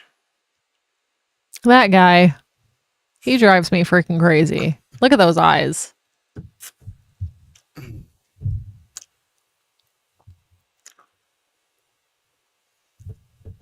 Can you please provide me information regarding the controversy right now that Cash Patel allegedly used $1 million of taxpayer funds to cover up his drinking problem, etc.? Here's what I found. FBI Director Cash Patel is being accused by Democratic lawmakers, particularly Representative Jamie Raskin, of using over $1 million of taxpayer funds to provide recurring bonus payments to a small group of loyal agents, including members of his security detail. These bonuses allegedly amounted to tens of thousands of dollars per person and are suspected to have served as a slush fund to buy loyalty and silence about Patel's alleged personal behavior. This includes reports about erratic conduct and excessive drinking, referenced in an article by The Atlantic. Patel strongly denied these accusations, calling them... Of course he denied them. Do you think that he fucking... Do you think that he paid him? Do you think it's true? Yeah. It's like, bro, you can't like... He's gonna be fighting these alcohol fucking accusations if you wouldn't have gone into that locker, yeah. America and if shit. that would have not happened, he could have kept getting away with it. But he had to come out and be like, America! Fuck yeah! It was gayer than that, though. It was. No. Okay. So, Yeah, so much coke, probably those eyes. yeah, Those so eyes. much coke. He's just coked out. So for the poison papers, the problem was dioxin, a byproduct of herbicide production that Dow knew from its own internal research caused severe liver damage. After an outbreak of chloroquine among 64 Dow workers in 1964, Dow had fed dioxin to rabbits and found that even vigorous washing of the skin 15 minutes after application will not prevent damage and may possibly enhance the absorption of the material. This is something that is created from them making the herbicide. What was this for Roundup? No, this is the poison papers. Oh, the poison papers. A participant from Hercules Powder wrote that Dow was particularly fearful of a congressional investigation and excessive restriction legislation on the manufacturing of pesticides. The meeting wasn't about protecting workers. It was about forestalling government regulation. As one court filing later described it, it was a conspiracy to keep the presence of dioxin secret from the decision makers in the government so as to avoid government intervention into the control of the entire herbicide industry. They're putting this shit all over our fucking food. Yeah. No They wonder sure we are. have fucking problems. When was this? In 1965? That's why we're all autistic, probably. We are all autistic in our own little special autistic little ways. From all the shits. And the Tylenols are And the plastic, microplastics. The Tylenol. Yeah, the Tylenol. You know?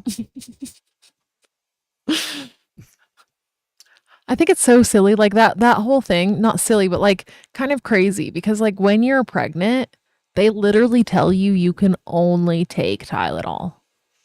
They're like, we have any women in here that's been pregnant before? You could just raise your hand. I've definitely taken lots of Tylenol when I was pregnant. Not lots, but I took a fair amount. It's a painful process. Tylenol. They're like, only Tylenol, no ibuprofen, nothing else. We got some women in here raising their hands. Brianna Cork, Release and Transform, Julia Scruffmeister. I agree. We can't really even call it food anymore. We can't. It's going slow. Maybe that's why none of the food ever sounds good, because it all just is fake. You know, you've really started to make an impression when your 9-year-old is serving up lunch and tells his brothers, all right, come get your goy slop.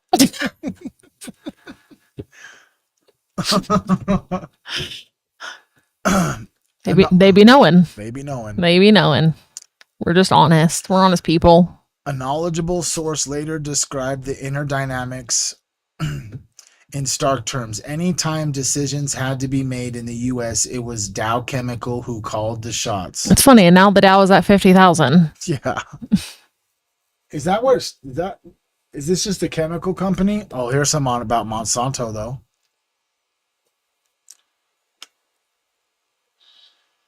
Makes me sad that so many companies test on animals. That's something like I will never understand. The only aspect I understand is like wanting to test it on something realistic, but like stop doing it on animals. Like you can't run tests on those. Let's see here. I'm going to ask another question. What animals are commonly used that aren't rats or mice for testing of chemicals or foods or compounds? Besides rats and mice, other animals commonly used in testing include non-human primates like macaques, baboons, and marmosets, rabbits for cosmetics and biomedical research, guinea pigs and hamsters for allergy, toxicity, and infectious disease studies, farm animals like pigs, sheep, cows, and goats, dogs, especially beagles, for studies in joint, bone, and other medical areas, cats for neurological research, fish and amphibians like zebrafish and frogs, birds, and even invertebrates like fruit flies and worms. These species are selected based on their relevance to the human condition. That's a lot. The human species are fucked up. Yeah, it doesn't make me feel good. No. Beagles? We fucking test our infectious diseases fucking shit on guinea pigs? Guinea pigs are cute. Rabbits? Like we had a rabbit. They test fucking makeup product on rabbits. On rabbits? Yeah. Did you know that that's like That makes sense now. On a lot of makeup, if it's cruelty free, it's a picture of a bunny jumping. Cruelty free with a bunny.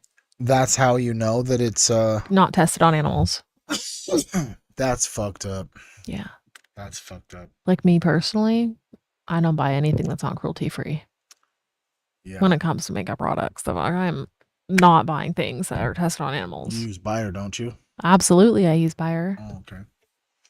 Do you use Bayer? I use Bayer every day. Me too. Do you guys know what Bayer is?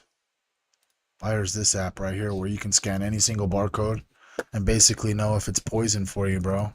Know what's in it, know who owns it, what they're doing. Yeah. It's basically a game changer. Like, I could take this little bubbly right here, right? Which we already know, unfortunately, is owned by a megacorp. We know it's owned by a megacorp. They were just on sale. Chill out. Sometimes you got to do it. Okay, so you just open the little Bayer app right there. Okay, see it's on my phone. You hit the little button to make it so you pull the barcode up. Ooh, barcode. It pulls it up on your phone, tells you what the nutritional value is, what the ingredients are.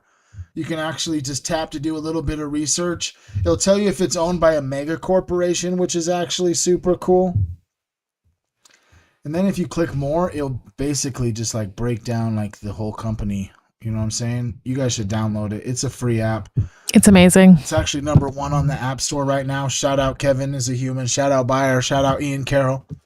The best app The best part of waking up is scanning shit with Bayer.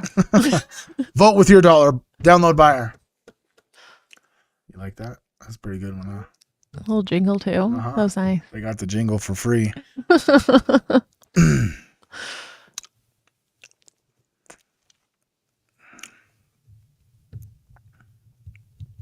No, we're just spreading it because we love it. We're just spreading it because we love it. The videos that you've seen on Bayer's page that have us in it, they did pay us for those specific videos. Mm-hmm. But outside of just paying for that specific video, we promote it because it's amazing. We promote it because it's amazing. We truly use it all the time. Not only one do we get to like know, we have to make the moral decision. Are we gonna just hinder our soul a little bit and like support a megacorp, or are we gonna like, okay, we found that these ones, founder-owned ones and family-owned ones, seem to be the ones that are usually the ones that are like the healthier ones, Yep. And so there's so many benefits, bro. There's dead ass. Always. There's so many benefits, bro. Bye, Scotty. Peace out, Scotty. Enjoy making your mom dinner. Tell moms I said what's up, dude. Okay, Monsanto, PCBs, and the rabbit tests they hid for 40 years. Monsanto's story in the Poison Papers is arguably the darkest. Monsanto was the executive U.S. manufacturer of PCBs. What are PCBs? Poison. If we're talking in context of Monsanto, what are PCBs? Polychlorinated biphenyls, or PCBs, are a group of man-made chemicals that Monsanto produced for decades.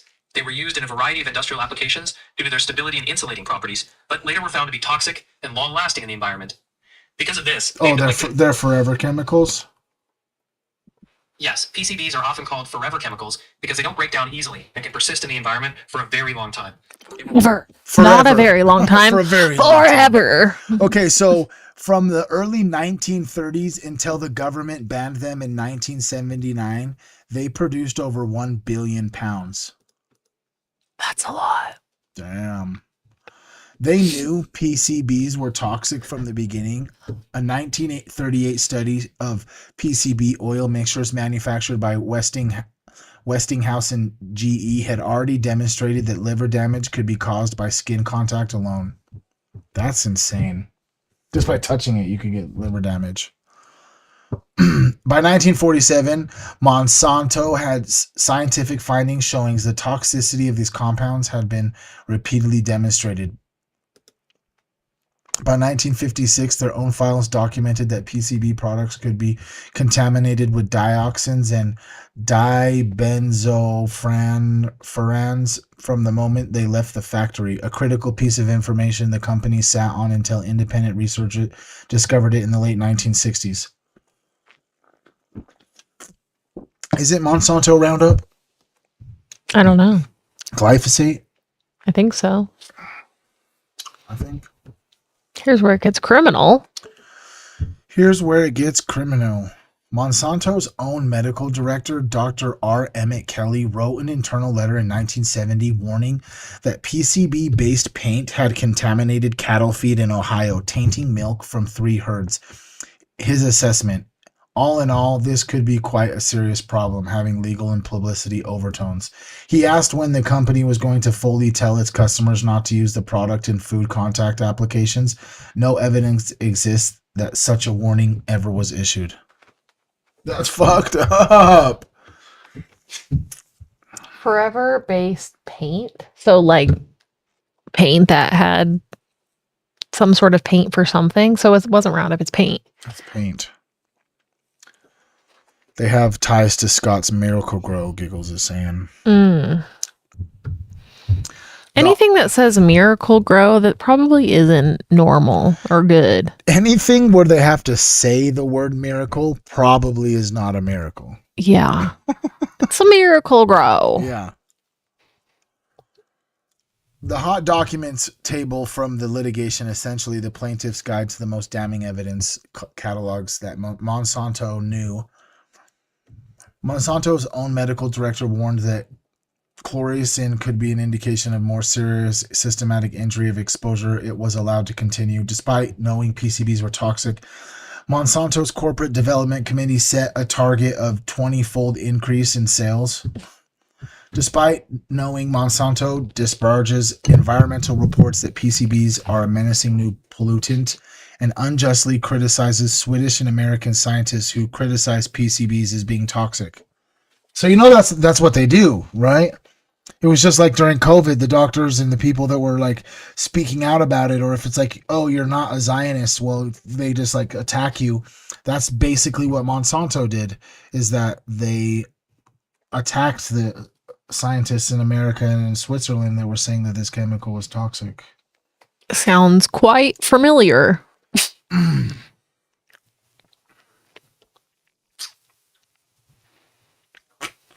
Fucking weird.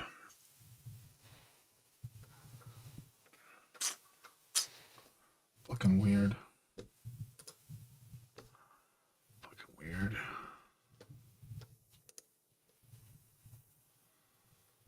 You guys want to ask some Jeffrey Epstein questions, dude? I had a thought and I just lost it. Did you lose it because I turned my head to look at you? I think so. Scared it. Ran away. What is that a picture of? This? Yeah. This is a picture of secret societies. Oh, okay. This is Jeffrey's little secret society documents. Oh, okay. Is that a beehive? No. This document is a paper clipping of the insignia of the Order of Illuminati that Illuminist Jefferson made for the reverse of the reverse of U.S. seal. The above insignia of the Order of the Illuminati was adopted by Weishaupt at the time he founded the order on May 1st, 1776. It is that event that is memorialized by MDCCLXXV1, which is on the bottom of the pyramid that's on our dollar, is just the day that the Order of the Illuminati was created. This right here when he founded the order. I thought they said they were trying to have Moses parting the Red Sea. At the base of the pyramid, not the date of the signing of the Declaration of Independence, as the uninformed have supposed. The significance of the day design is as follows. The pyramid represents the conspiracy for destruction of the Catholic Church and the establishment of a one world order or UN dictatorship. The secret of the order, the eye radiating in all directions, is the all-seeing, all-spying eye that symbolizes the terroristic Gestapo-like espionage agency that Welshup set up under the name of insinuating brethren to guard the secret of the order and terrorize the populace into acceptance of its role. The Orgu, is that a P? Or OGPU had its first workout in the Reign of Terror of French Revolution, which was instrumental in organizing it as a source of amazement that the Catholic electorate tolerates the continuance of the use of the insignia as the part of the Great Seal of the U.S. Anut Corpus means our enterprise. Conspiracy has been crowned with success. Below, Novus Ordo Seclorum explains the nature of the enterprise, and it means the new social order or the New Deal.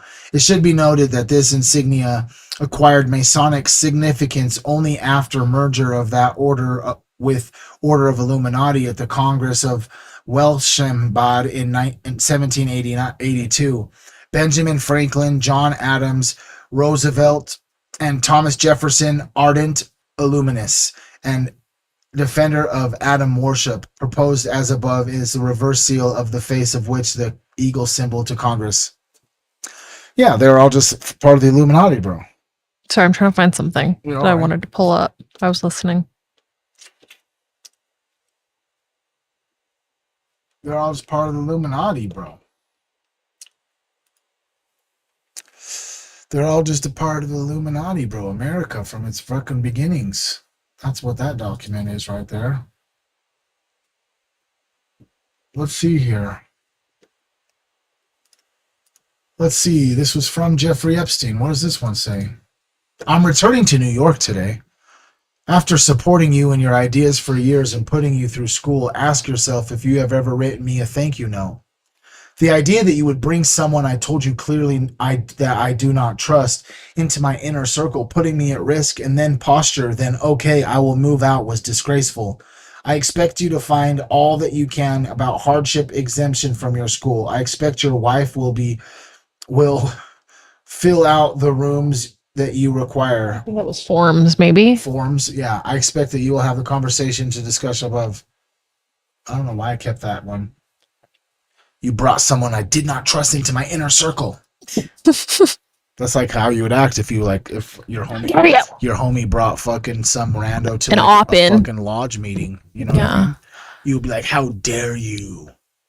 How Here's dare another you one. tell them about my secret society? From Jeffrey Epstein to David Stern, tell him you are a friend of the first circle. And I loved his gift. What the fuck is the first circle? You know, it's probably a secret society. Is it mentioned at all anywhere else in the files? You should look. The first circle. What is the first circle? In reference to Epstein, right? Oh, it'll just pull through all. It'll probably pull through all of it, but it'll separate it.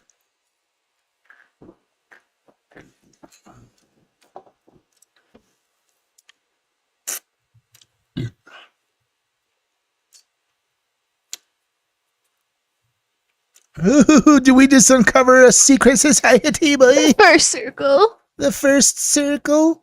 The term first circle appears in specific contexts within the Jeffrey Epstein document collection, but nowhere in the 9/11 or the FBI vault. The phrase comes directly from an email exchange between Jeffrey Epstein and Reid Hoffman, the co-founder of LinkedIn and the prominent Silicon Valley venture capitalist. Oh, Reid Hoffman. That guy. Starting LinkedIn. Epstein wrote to Hoffman, will Peter Thiel be around? As you said, he was in your first circle.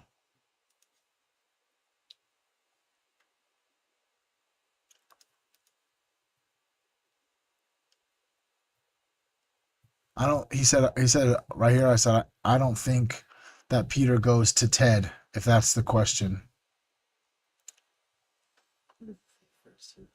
That's the first document.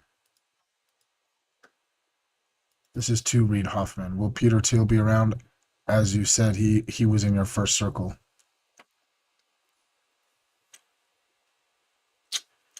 What is number 3? Definitely. See you at TED. We'll figure out another trip to the island with Joy, but That's him. That's To him right the- here. This is the guy right here that I was saying about where they were talking about Peter Thiel for the secret society in my video earlier. Joy Oti. Oh, yeah. Or Jochi Oti. He's from MIT. To be clear, not this time. We will fly Joy to the SFO with me. Separately, happy to meet with Woody Allen, Woody Allen, yeah. but would like to first focus on getting to know you and intellectual conversation. See you soon. I'm easy, no stress. We'll see you at TED. Yeah. By the way, I'm still thinking that this might be the easiest, best way to figure out another time to visit. Oh, that we were reading it backwards. I just realized. In this context, first circle is a social hierarchy term. Reid Hoffman's phrasing, which Epstein was quoting back to him for his closest, innermost tier of trusted associates and friends. Hoffman was describing Peter Thiel as belonging to this exclusive inner circle. But wasn't it mentioned in another document too? No, The one we were just reading, and it didn't pull it up. It didn't, you're right. What about all mentions of first circle? Because that could be a name for a secret society.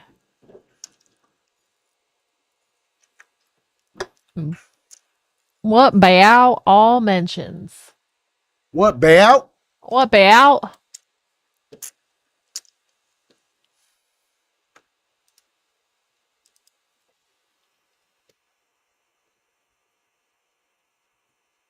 Quite a few. I seen Zorro Ranch. Me too. Okay. Here we go. First circle. We might be really onto some shit no one really has been talking about. You know what I think I might need to do? Just take this off this thing in the future and just just hold it. Hold it. Just hold I just move around too much. Wiggle. Okay. Can't hold still. There's 6 meanings of the first circle in the documents. A social hierarchy, which we talked about, Reid Hoffman. Friend of the first circle, Epstein's social framing. 2 years later, Epstein reused that phrase with a different person. David Stern. To David Stern. The full email chain reveals that Epstein was trying to get Stern to attend the Reid Hoffman lunch. Back with Reid Hoffman again. And instructed him to claim membership in the club, a club Epstein called the First Circle. Stern responded that he had dinner at the Windsor Castle that day, but could attend. This shows Epstein was actively using the First Circle branding as a social credential or membership label to facilitate access. This is the most frequent use. In February 2016, Epstein was designing a large circular stone garden layout at his Zorro Ranch in Mexico. An email chain between Epstein and his foreman, Bryce Gordon, and the Zorro Ranch account includes multiple references to the 18-foot inside diameter of First Circle, the innermost reign of the garden design.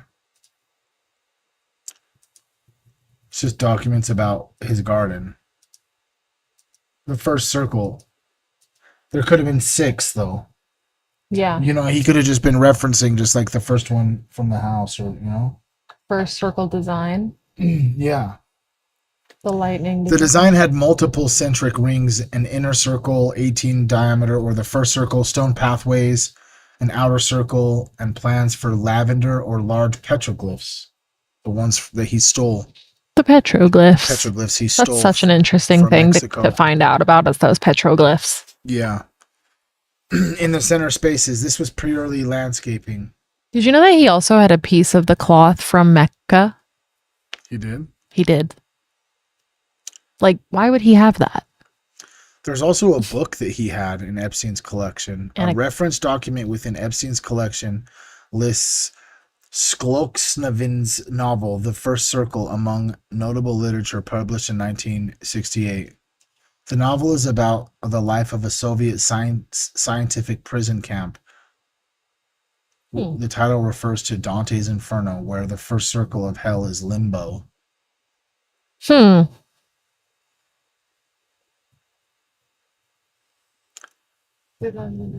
contact of Egypt's relations to Sudan, Libya, and Israel. Interesting.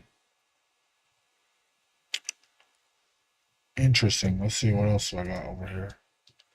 I got a whole bunch of shit. Oh, this is just old Brock Pierce. This is old Brock Pierce section over here. I got more.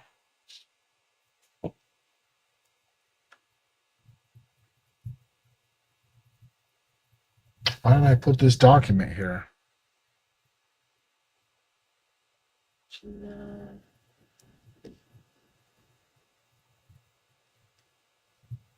Gino Yu. Wasn't he one of the AI toddlers? AI baby toddlers. Yeah. Yeah, that guy.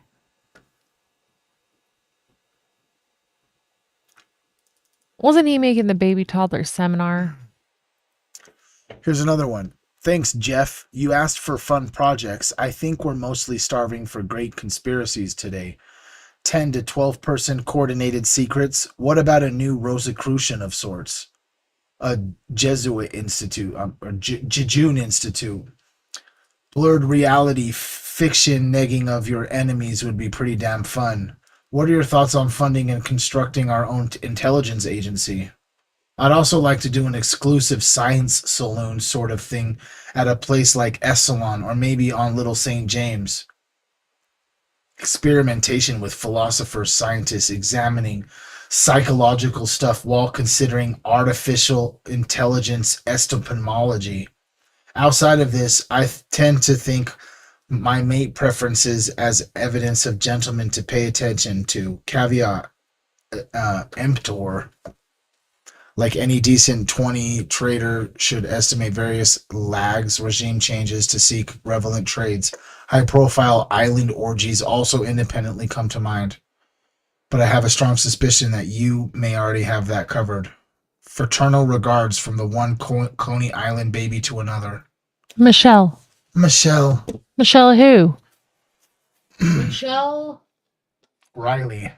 Who's that? On behalf of Michelle Riley. Who's that? Will you look up who Michelle Riley is real fast, please?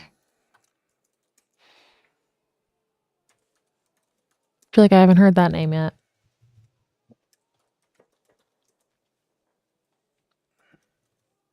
I can't stop yawning. I'm literally not even tired.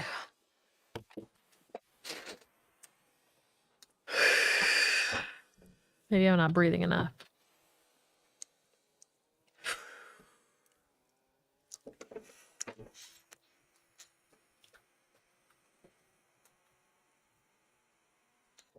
This is where it gets weird right here, dude. It's where it gets weird. I'm already seeing weird words, keywords that stick out to me, bro. Who is Michelle Riley? Michelle Riley is a quantum computing entrepreneur and tech founder who was courted by Jeffrey Epstein as a potential investment prospect and intellectual companion. She appears across at least 10 documents in the Epstein dataset. The relationship begins with a trip to Little St. James, of course, Epstein's private island, on January 7, 2015. Epstein's assistant Leslie Groff arranged travel for Riley and a companion, Michael Vassar, flying them to St. Thomas Airport with a return through San Juan. The itinerary was booked through American Express Centurion Travel Service and Epstein Island staffer Anna Rodriguez, who was arranged to pick them up.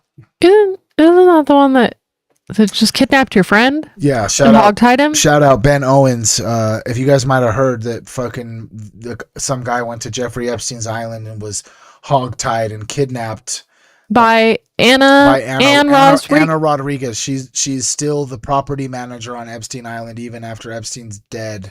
And it was sold. To someone else. She's still managing the property. Just saying. With a dungeon.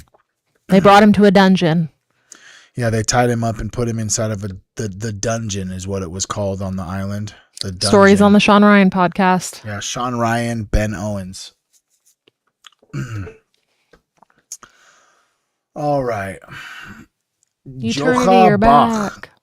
Joka Bach, a German cognitive scientist and AI researcher, had made the introduction after the visit Epstein emailed Bach.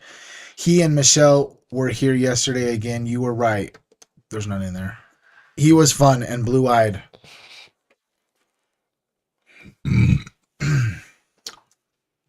What we just read about fun projects, the new Rosicrucians, high-profile island orgies. But who is this person? Do you know? She's in quantum computing and a tech entrepreneur. Can we pull a picture of her? Yeah. Let me just copy and paste this real quick. Let's see what this evil woman looks like. Into island orgy parties.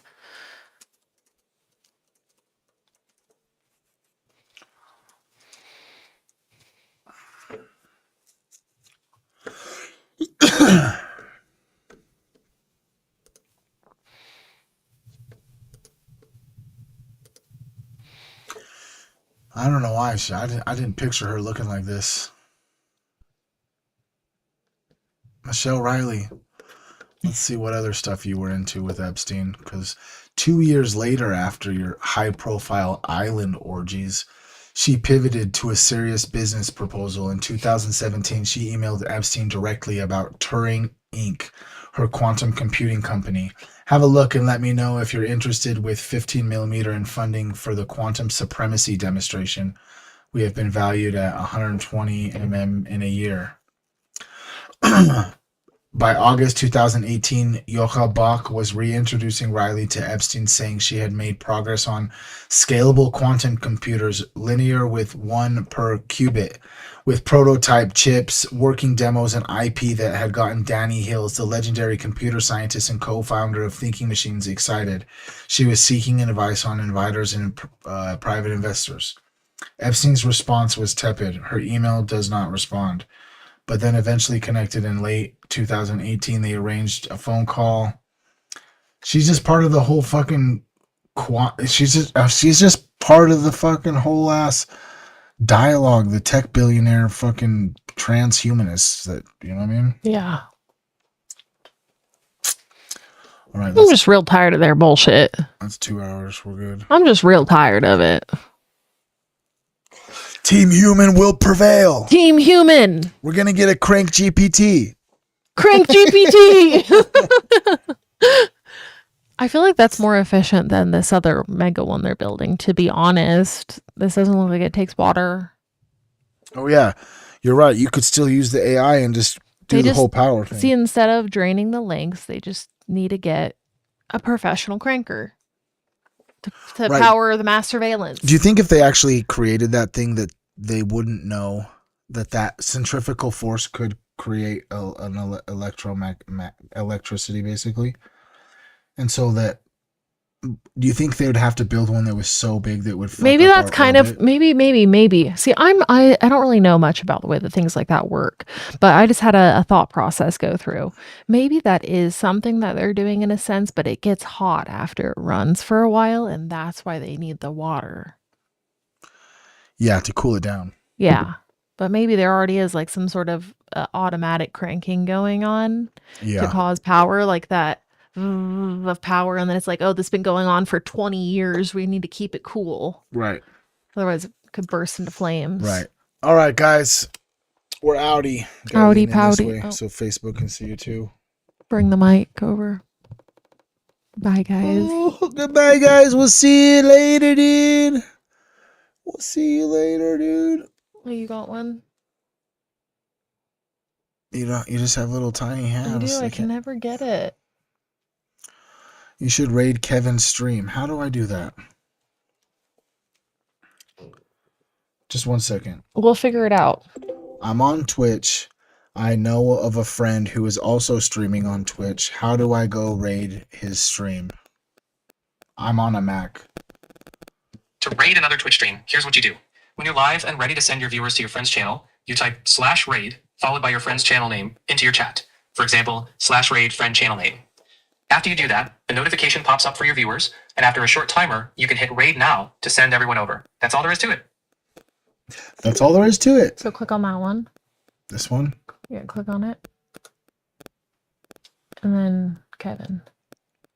I think at Kevin is human, right? Maybe.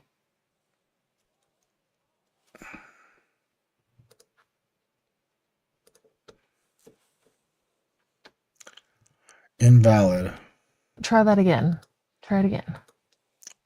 What is it? /raid. Slash? Which slash? This slash? Yeah. Raid. And then now put the channel there. Put it in those parenthesis things, I think is what you don't press back. Where are these parenthesis things? Oh, right here. Oh, there it is.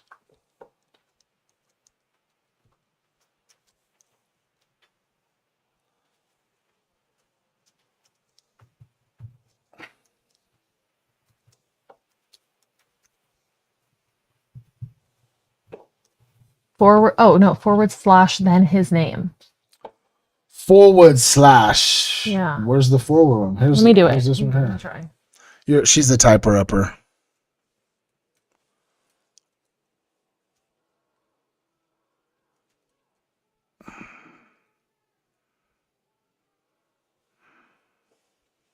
/ then his name. No. Let's put right there, yep. No. It's not going to pull up his name like a tab, though, I don't think. Find someone to raid browser. Guys, we're trying.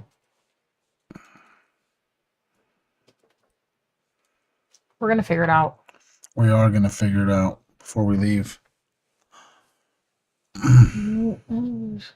Ask Perplexity if you have to like an @ sign or something specific. We're going to send everyone there. Thanks for hanging tight, guys. Okay, so when I'm sending a raid on Twitch and I put / raid, I type in the username inside of the brackets. You don't need any brackets. You just type /raid followed by the username of the channel you want to raid. So it would look like /raid username without any extra symbols. Okay, so but if they have underscores, you need the underscores in their name? Yes, you need to include the underscore. Space, No, just Kevin is a human. KEVIN Underscore. Where's the underscore? Is _a_ human.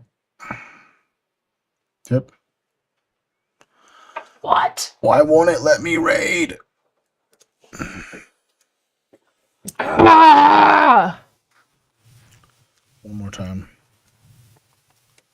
This is the forward one. I was the back one.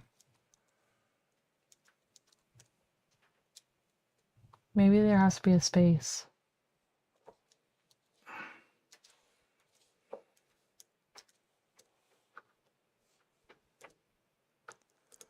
What's weird, bro? Just link his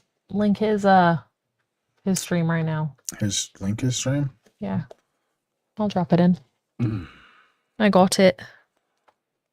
Okay, and then we're all just gonna go at the same time. We're all gonna go at the same time. But we so are just say real quick. Let me go like this. We're gonna Bye, Facebook. We're gonna figure out the raid for next time though.